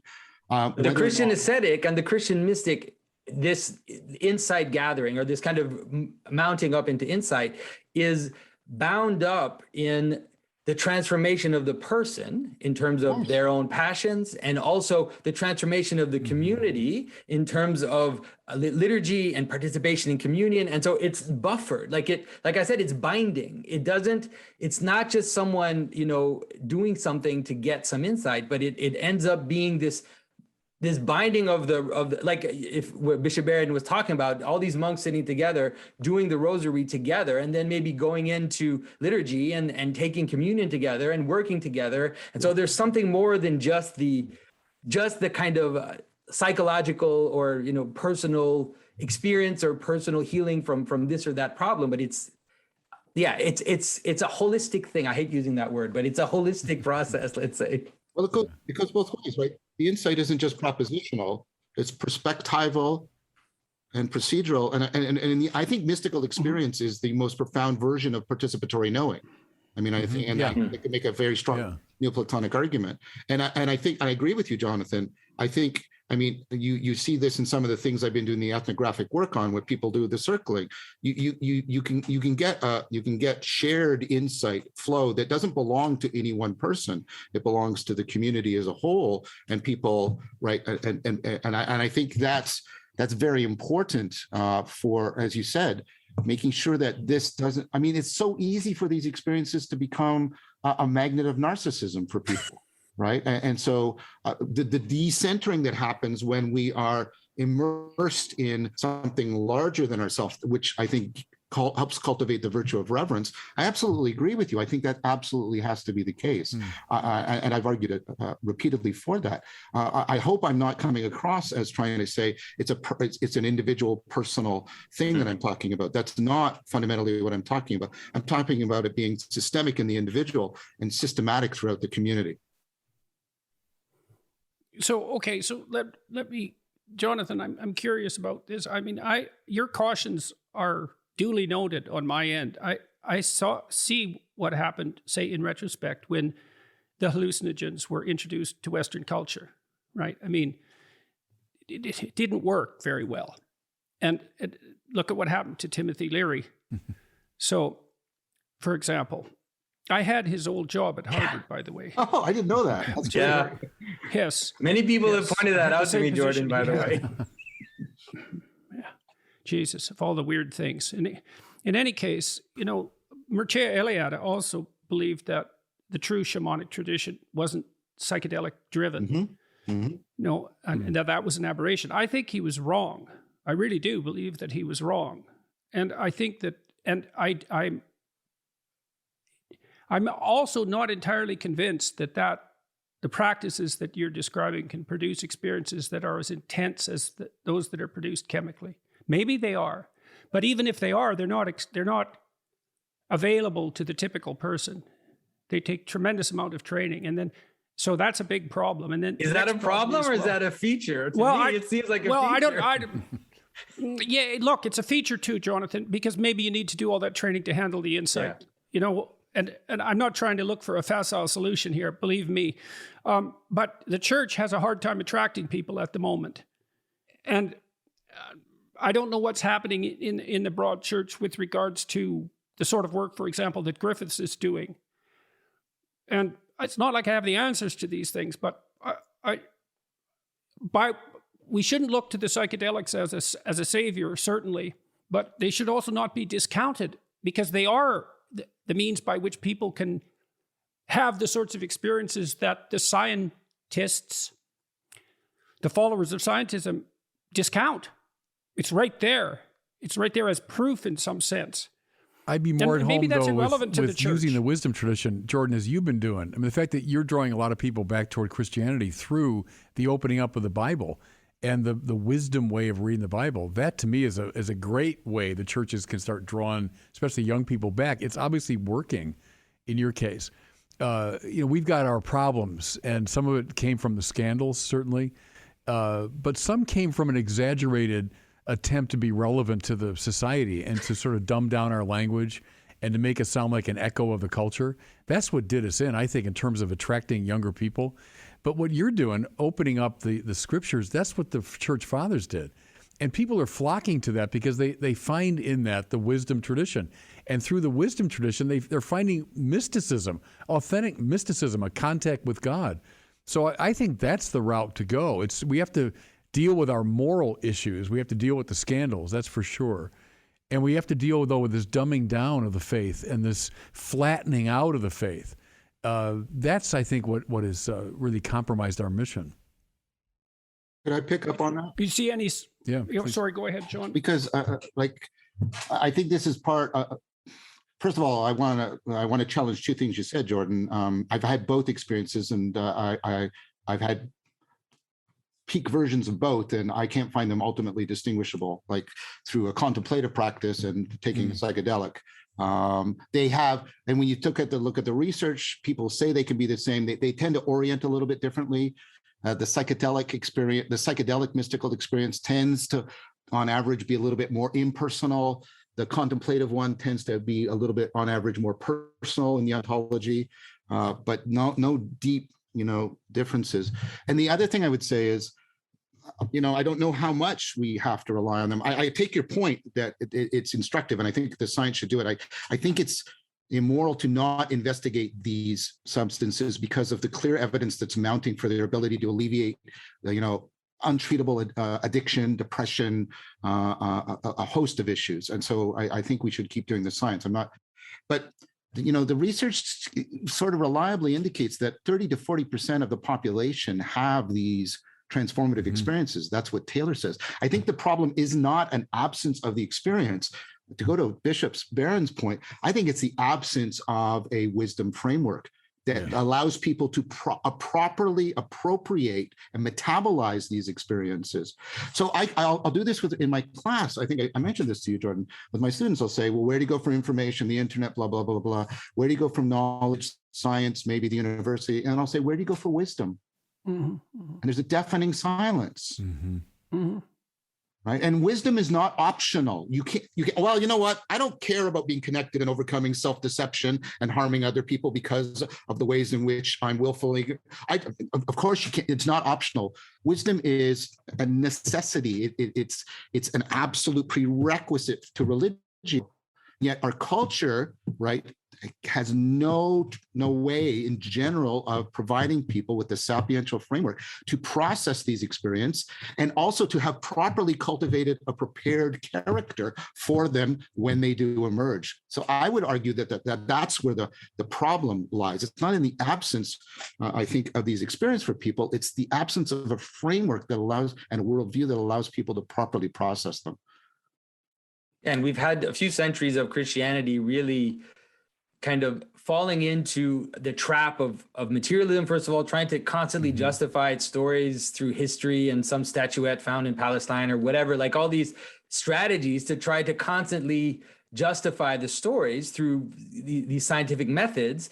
And at the same time, focusing on the idea of being saved or going to hell and going to heaven, rather than the more mystical tradition, which is there. It's all there, right? It's all there and it's all available to us. It's just that the emphasis has been, I think, the wrong one in the past few centuries, but it is possible. And I think it's happening now. And like Bishop Barron said, I think, Jordan, one of the things you're forcing a lot of Christians to do is to reconsider what this has to do with my life, how it binds it together, how it connects us together.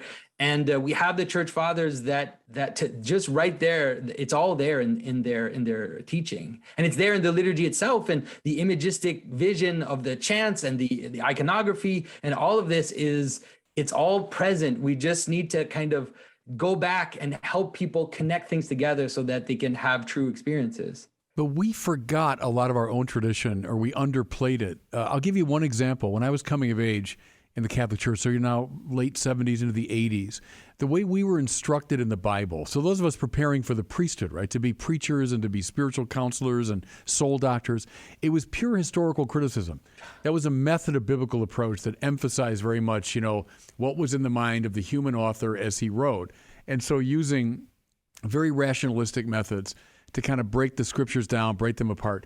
But the whole idea of meaning, about what the scriptures were telling us about God, about our relation to God, the mystical dimension of life, that was all very muted. As a result, our preaching, and I accuse my own generation of this, our preaching became very flat, often very politicized, maybe psychologized in the worst sense of that term. But the mystical depth of the scripture, we forgot. We didn't read the church fathers as Jung himself said the first psychologists were the church fathers. It's dead right, it seems to me. So we share a lot of this blame here. By we, I mean the religions themselves. We forgot our own best traditions, and we allowed this scientism to hold sway. And that's why people are struggling. So I've been trying to figure out, I really don't know how to, I'm stunned at the popularity of the biblical lectures. I can't wrap my head around it, no matter how hard I try. And I can't even judge their significance. So small or great, but they've attracted a lot of views. So we'll stick with that. So then, assuming that they have some significance, I've tried to figure out, well, what was it that made them work? Why did people come and listen to what I was saying about the about Genesis. And I think partly it was because I wasn't exactly telling people what I thought about them. I wasn't saying this is how you should read these stories. I was trying to investigate something I knew was beyond my comprehension. And I was doing that on my feet. Now, I talked to someone this week who is quite explicitly religious, and I could hardly listen to him because he kept telling me what was right. He kept telling me the dogma. It's like, well, are you so sure you know that? And like, who the hell are you to tell me that? And there was just no meaning being revealed from that. There was no investigation. Like, I approached the Bible as a psychologist in some sense, but as if it was something I really didn't understand, a strange artifact. God only knows what it is. It's this book that's been around forever. It cobbled itself together in a manner we can't understand. It's lasted for a very, very long period of time. It's had an inestimable impact. It's full of extraordinarily strange stories that we understand very little about in some profound sense. And it was an investigation, and I kind of pulled people along with me during the investigation. And that seemed to, and maybe when I go to church, do I see that? Do I feel that I'm being led along an investigation into the structure of deep meaning? And the answer is not usually. I usually feel as if I'm being told what to think or told what to believe. And that doesn't seem to work. But the church fathers preached it exactly the way you're describing. And we luckily have some of these sermons, like of Augustine, that he gave, we'd say, off the cuff. There was a secretary out in the crowd who would take them down. He would probably polish them later. But you get a sense of someone who's doing what you're saying, I think, thinking through with the text as he goes. He was theologizing, philosophizing, but he was trying to draw his people. He was a pastor, Augustine. He wasn't an academic. He wasn't a professor of theology at a university. He was a pastor trying to draw his people closer to God. And he learned the method, by the way, from Ambrose. When he goes to Ambrose in Milan, he's a Manichae. He's not even a Christian. But he heard that Ambrose was a great rhetorician, so he went to hear his rhetoric. And while he was there, he learned the method of reading the Bible, which is this more allegorical, spiritual method. That's what Jung appreciated. That's what you're doing in many ways. The young Augustine learned it from Ambrose. And then he bequeathed that to us in his sermons and biblical commentaries. But trust me when I tell you, we didn't study that. We didn't study that approach. Ours was a very scientific, rationalistic approach to the Bible. And that's why preaching is relatively bad, I would say. So you've, in a way, stumbled on something that's very old, but still has enormous power to transform people. There's also something important, Jordan, in understanding that at least the traditional churches, at least the liturgical churches, that you don't, like, for example, in the Orthodox Church, they always say, if the sermon is more than 15 minutes, it's pride. It's like, keep your sermons as short as possible, because you're not there to encounter. Yeah, I'm obviously guilty of that. You're not there. I mean, it's propositional understanding is fine, but it's participatory, right? Church is participatory. So you enter into the church, like you imagine an Orthodox church, even a traditional Catholic church, you have a space which is structured as the hierarchy, ontological hierarchy of being. And then you see these images which are patterned and are revealing to you these mysteries that are beyond words. And then you participate in this singing, these processions, and it is a participative thing. And so if you go there to kind of get knowledge, it's not the same type of practice. And as you're singing these songs and as you're hearing these hymns, all of a sudden two images connect together. And all of a sudden, these things start to connect inside you in almost a kind of super rational way. And the insights you get, sometimes you have difficulty explaining them, but they're very deep and they're embodied as you bow down, as you kneel, as you eat the body and blood of Christ. These are different types of participation than just. And Jonathan, yeah. I'm totally in agreement with you. And what did we do in our Catholic churches in the West? The same time we were presenting the Bible in this flattened out historical critical way, we also were flattening out our churches, emptying out our churches of just that mystical cosmic symbolism, the angels, the saints, color, the cosmic dimension, and we flattened them out and we made them like empty meeting spaces. So there was a terrible rationalism that descended upon the church, and it dried us up in many ways.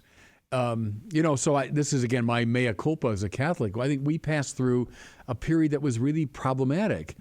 And recovering the sources, ressourcement, we say, right? Recovering the great sources of the Bible and the fathers.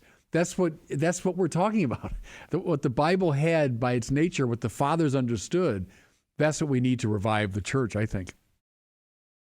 So, look, but Bishop, you're doing something right, obviously. You're attracting some online attention, some substantial online attention. And Jonathan, the same is true of you. And, well, John, it goes without saying for you to some degree, because you're a professor and you have that whole world at your fingertips in some sense, and you've been very successful at that. But in the more specifically religious domain, the more specifically Christian domain, you two are having some public success. What are you doing right, do you think?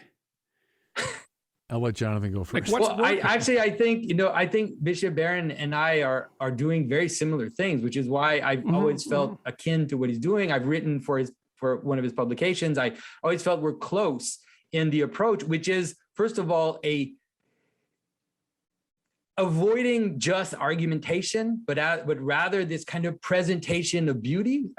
Bishop Barron also, even in his publications, this desire to kind of have a beauty first approach, this kind of encounter with these powerful patterns of being, and how they kind of point to Christ. And I think that showing the deep coherence, the deep narrative coherence in Scripture, and then pointing back out to the world and saying, this deep coherence in Scripture, you're going to encounter it in movies and in all these cultural phenomena that you're going to see. You're going to encounter the same deep patterns that you find in Scripture at a lower level, we could say, but that all of these kind of culminate into, and so it really is like a meaning first approach and a beauty first approach, I think, which is attracting people, because the insights they get at first, they can't. I have people who watch my videos for 2 years and tell me they don't understand what I'm saying. And I'm like, well, why are you watching how can you have been watching my videos for 2 years if you don't understand? And they seem to express that they get these insights and they can't totally explain them. And then it keeps them kind of wanting to continue on on this path, let's say, towards, ultimately, a lot of them end up moving towards Christianity and entering a church at some point. Mm-hmm. Mm-hmm. Yeah, my thing has been beauty and truth. I mean, so don't dumb it down. I lived through dumbed down Catholicism, and it was a pastoral disaster. You look at all the surveys. I studied them very carefully, why young people are leaving. The scandals come up. The scandals will be mentioned, but by far the most prominent reason is I don't believe the doctrines. I never had my questions answered. It's in conflict with science. It doesn't make sense. They're intellectual problems. Well, yeah, I get it. We dumbed the project down for about 50 years. So smarten it up and reintroduce people to this tradition we've been talking about. The second thing is the beautiful. We also, as we dumbed it down, we also uglified it. We de-emphasized the beautiful. So one example, we put out this Word on Fire Bible. So the text of the Gospels, but it's a bit like an illuminated manuscript idea that we surrounded it with glosses from the fathers and the popes and the great theologians, but also lots of artwork, lots of color. So I want to reintroduce people to the Bible, but not in a flat rationalistic way, So that's what I've been trying to do. I was certainly attracted to Jonathan to begin with because of the quality of his artistic endeavor.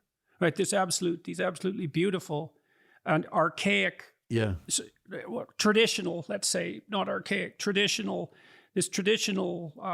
medium that he was revitalizing in such a stunningly beautiful way. And that was the entry point into getting to know him and getting to understand his thought. And and beauty isn't the thing you can't argue against today. Yeah. Beauty just smacks you, and that's really something. So, and you can also help people notice that. It's like, well, notice beauty brooks no argumentation. Right. What do you think that signifies? What's it pointing to? Yeah. Is it pointing to something higher? It certainly seems to. What might be higher? We need to figure that out. Well, it's the least threatening of the transcendentals in the postmodern context. So people today, you say, here's something that's true. Who are you going to tell me what's true? I got my own truth. Even worse, here's the way you ought to live. Here's the good. Who are you to tell me how to live? But the beautiful doesn't preach in that negative sense. It just is, it shows itself. So it's more winsome. I think it's a less threatening way into the project. So that's why I've tried to lead with it.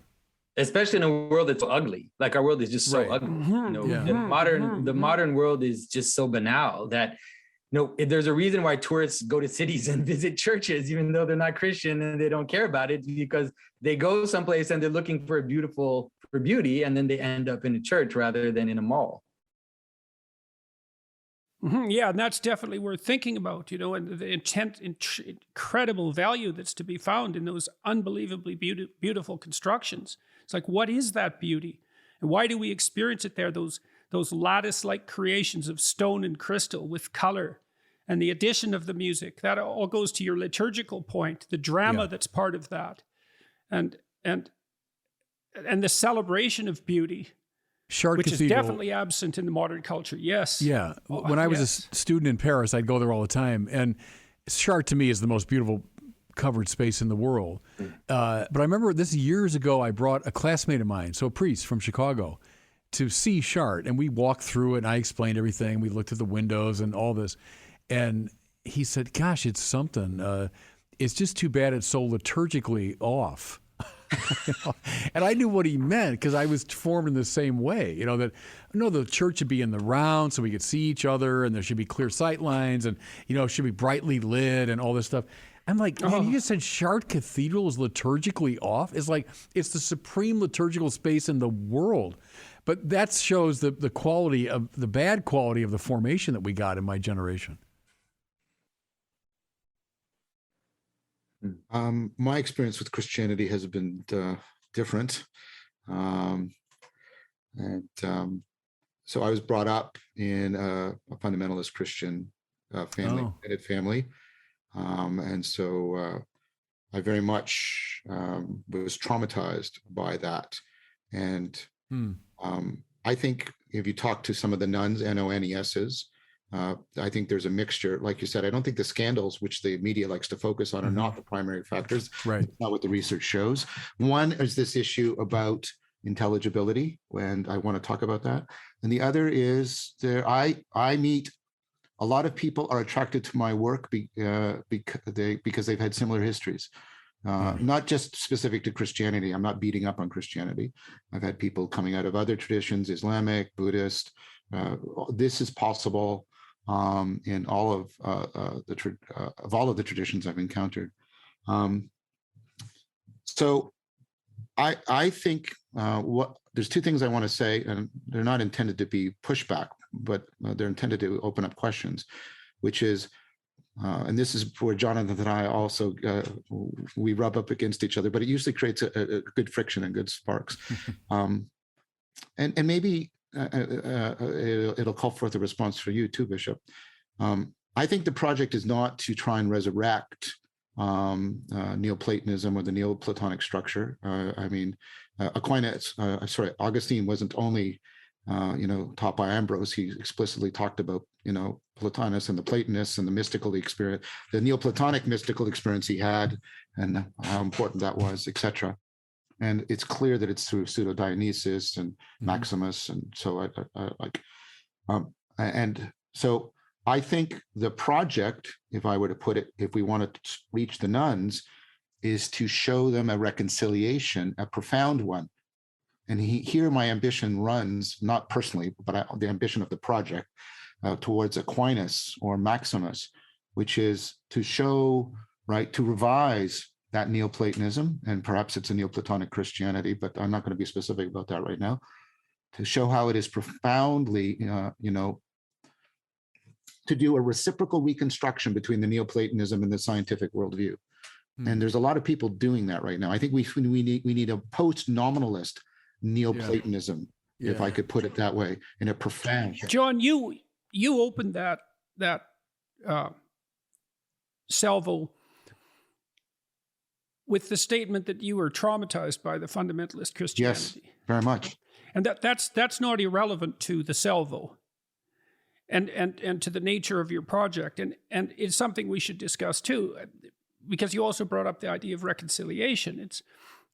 So people have left the church, but in some sense, the church has alienated people from it as well. And some of that's the scandal, and some of it's the sort of experience that you described. Yes.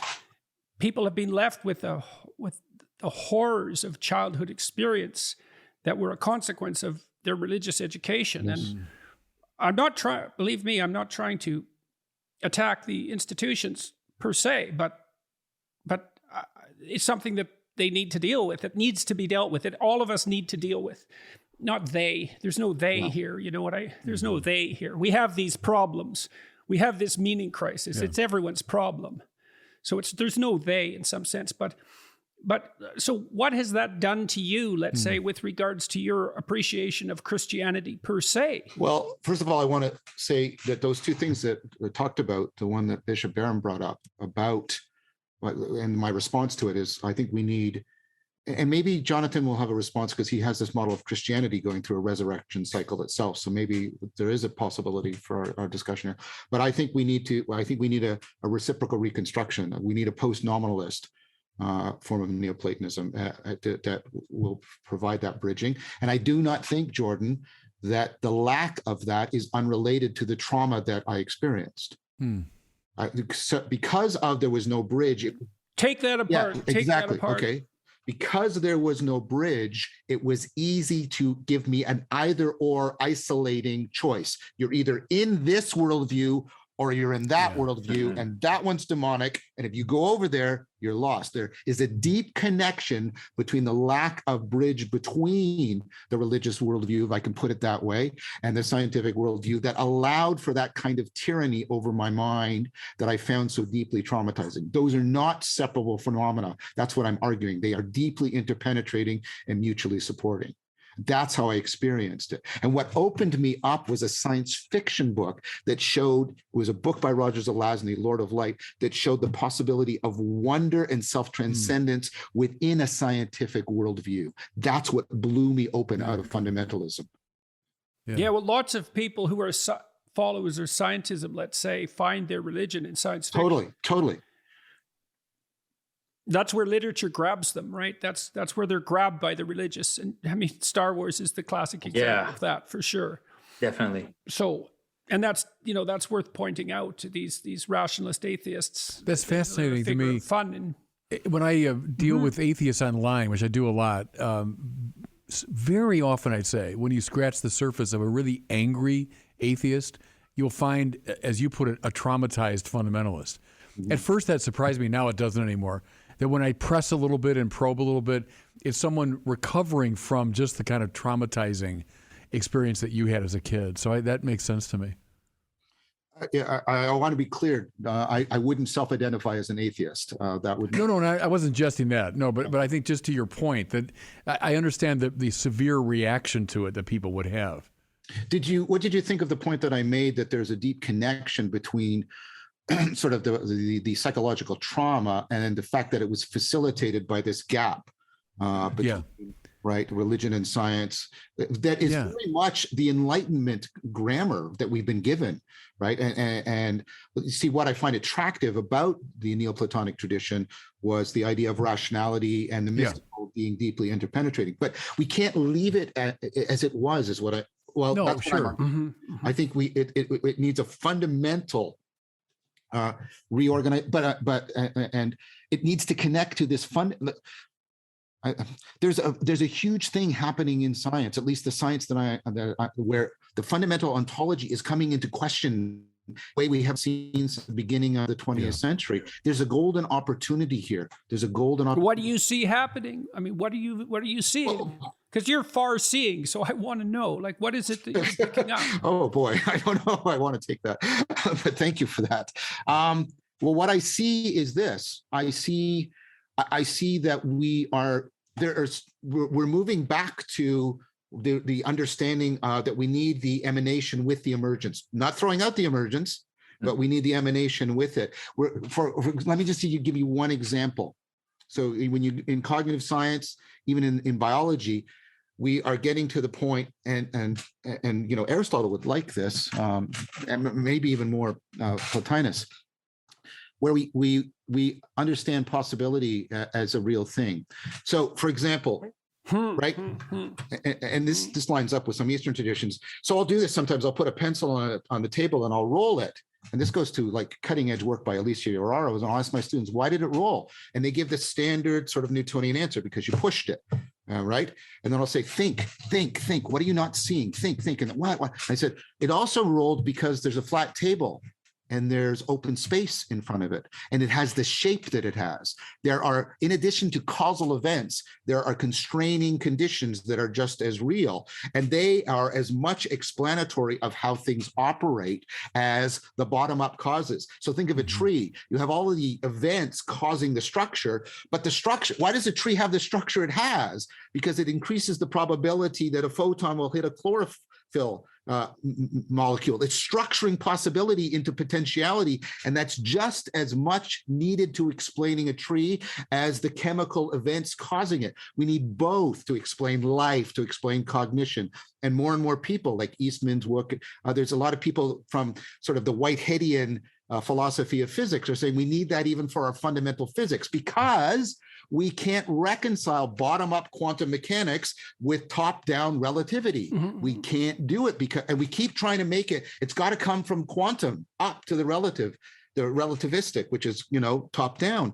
But I would argue the fact that we've tried this strategy and we keep trying it for 40 years and it's failing is probably a reason to think that maybe we're framing the problem fundamentally wrong way.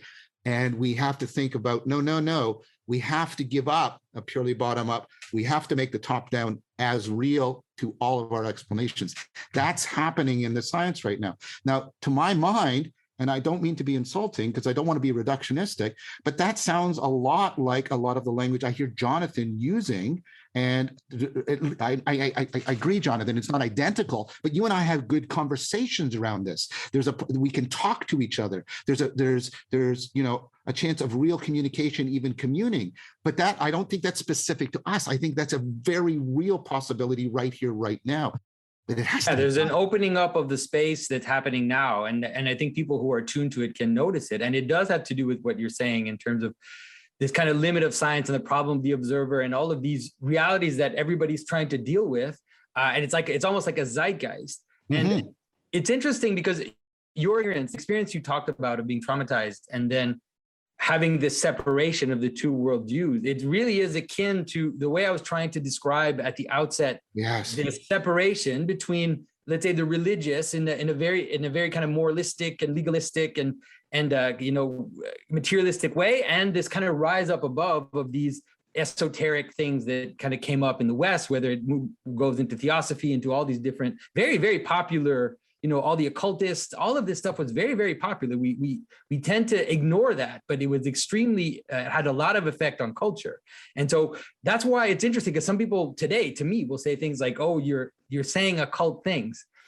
Because I'm actually trying to reconnect these things together, right? To reconnect these things that went up too high and these things that went too low into this top-down, bottom-up reality. When you read St. Maximus the Confessor, you really do have exactly that structure that you're talking about. And I think that if you read St. Gregory of Nyssa, and especially the mystical, like the more mystical fathers, I think that, like you talked about pseudo-Dionysius, there are some theologians, interesting theologians right now that are positing Dionysius's theory as a solution to the problem of complexity and emergence. Yes. And they don't want to come on my channel yet because they're still working on their papers, but it's happening right now. Like people are talking about it and thinking about it.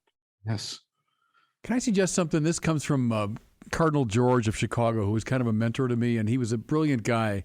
And he used to say, we start the religion science thing the wrong way because it's too much a polar opposition, that we should work on the recovery of philosophy as a rational path. And what I think he meant was a lot of people, especially young people, think the only rational path is the scientific one. Those are simply coterminous. To be rational is to be a follower of the scientific method. And so if religion isn't that, well, then it must be irrational. Well, if it introduced philosophy as indeed a rational path, the most brilliant people in the tradition have practiced it, but it's not a scientific path. It's rational without being scientific. And that might open the door, Cardinal George used to say, to thinking about religion as also a rational path that's not scientific. I think it's hard for younger people to imagine what that is.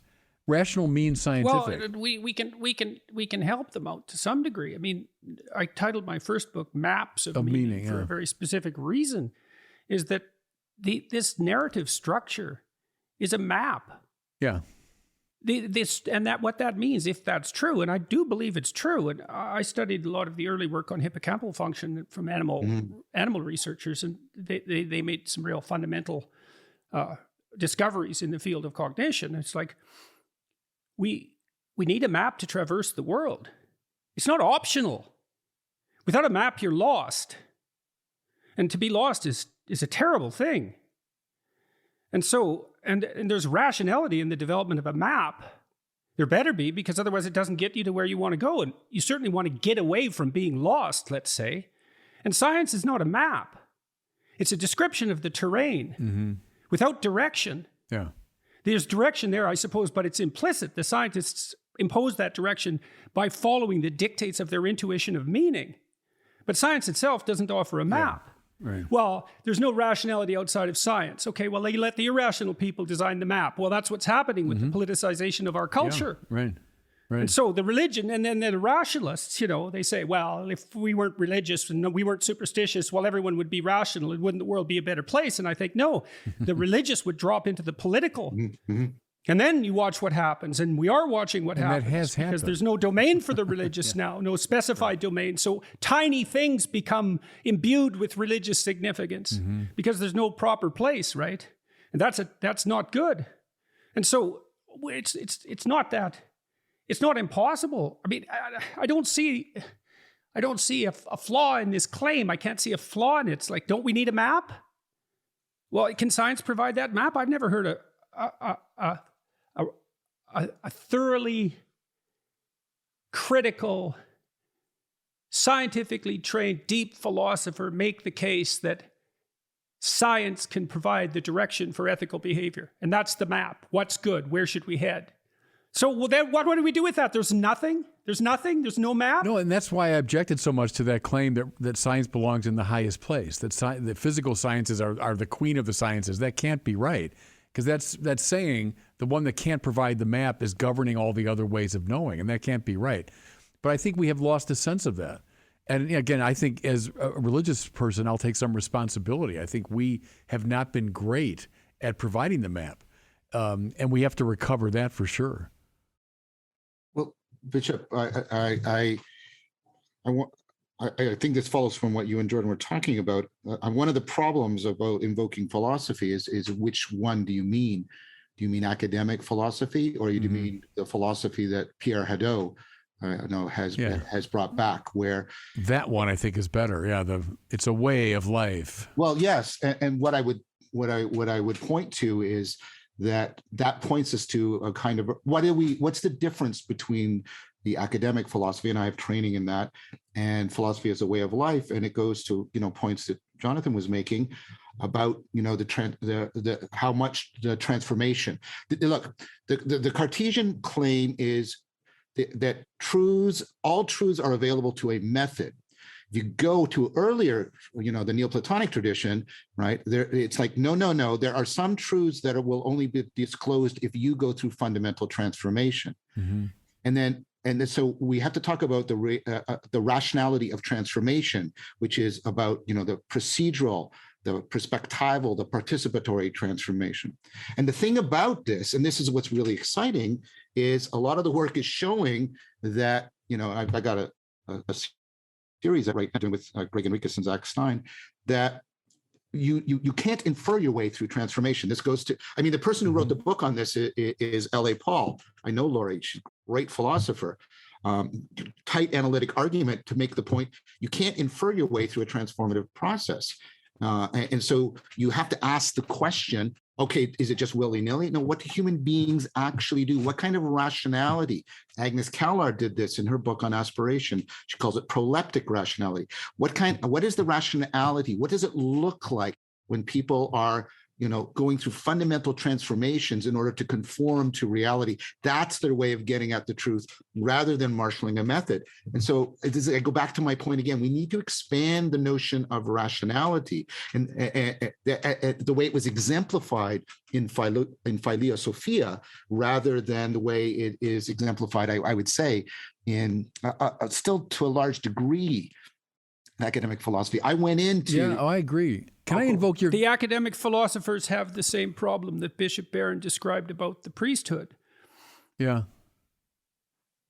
But That's how it looks. Could I invoke to me. your countryman again, Lonergan? You know, we had those 4 imperatives. If you want to know the world, you've got to be attentive, be intelligent, be reasonable, and be responsible. And he describes all 4 of those. But his point was, we tend not to be those 4 things. The mind is fallen. It falls away from attention. It doesn't see what's there. Or even like, John, to use your stuff, it doesn't maybe make the right siphoning moves to say, let me be attentive to the right things. Mm-hmm. It's not intelligent, which for him meant it doesn't have insights. So it doesn't discern intelligible form. It's not reasonable, meaning it doesn't make judgments. So I'm looking at a phenomenon, I say it could be this, could be this, could be that, but I never make the judgment to say, no, that's truly what this thing is. And then finally, it's not responsible, meaning it doesn't follow up the implications of its judgments. But what he was getting from his own Christian tradition, I think, was the deep sense of the fallenness of the mind. The mind it's not a wreck, but it's compromised, and it needs to go through a disciplinary process. It has to go, and that's, I think, what Pierre Hadot and those people are recovering from the ancient world, is you had to go through. Plato's Academy was not a classroom where you sit and take in Plato's theory of the forms. It was a way of life, and you learned a manner of being and knowing and so on. So I think that's true in any intellectual discipline. You've got to be converted. And you have to acknowledge, and we have to acknowledge your sin in a way, that your mind is not what it should be, and you got to go through a discipline. Well, gentlemen, we've passed our 2-hour mark, and so I think, and I'm starting to drift somewhat. So I'm going to call this to a halt. I think somewhat arbitrarily, unless there are pressing issues that any of you would like to conclude with. Maybe a concluding statement from each of you might be a nice thing. Jonathan, I put you on the spot. Do you want to say something to close up? Sure. I mean, I think that, first of all, Jordan, thank you for the opportunity for us to talk, to speak to each other. I never met Bishop Barron. I had some admiration for him, and obviously for you and for John. And I think that these discussions are very fruitful. And I think that these, especially as people watch them, it's because it's obviously not just happening here. As people watch them, get engaged, and kind of people who haven't listened to John's things or haven't listened to Bishop Barron's things or mine, you know, to kind of see what is the discussion happening now, because a lot of the things we brought up are really on fire in terms of subjects in the world, and so need to be continuously explored, and we need more people to dive in. And so thanks for the opportunity. John? I want to reinforce what Jonathan just said. It's been wonderful. The 2 hours flew by for me. It was wonderful to meet you, Bishop. And I think we could have some wonderful conversations in depth about, the project of perhaps integrating Neoplatonism and science. I think Lonergan would be help, and insight, of course, was crucial to that. So I really appreciate all of that. I just wanted to say that I take the meaning crisis very seriously. And I think COVID has made it worse. I've got a lot of evidence for that. And I think it's a vain hope that everything's just going to go back to the way it was. I think that is not where we should place our existential or epistemic bets. And I think we need to ramp up the project of getting the call to a sapiential framework and a way of life to people out there. So that's what would be my final word. Bishop. Yeah, mine again is just to thank everybody. I enjoyed it immensely, and I agree with John. The time flew by, and I found it fascinating. The recovery of the wisdom tradition over and against this deadening scientism, the recovery of value over and against this equally deadening culture of self-invention, that I just generate my own values. I think that, bores me to death. Good luck trying that. No, it bores me to death, and I think it's killing people spiritually. So the recovery of the wisdom tradition, the recovery of objective value, culminating, speaking as a Catholic bishop, in God, the supreme value. That's the key to meaning. Well, thanks very much, guys, for participating in this. I really appreciate it. And I'm sure I pray all of that we'll have a chance to converse again, and that people who are listening are benefited by this, and that we do this immense technology that we have at our fingertips, so surprisingly ethical justice, and help dispense whatever wisdom we've managed to cobble together to as many people as we possibly can, and invite them along. Thanks. God bless you all. Thank you.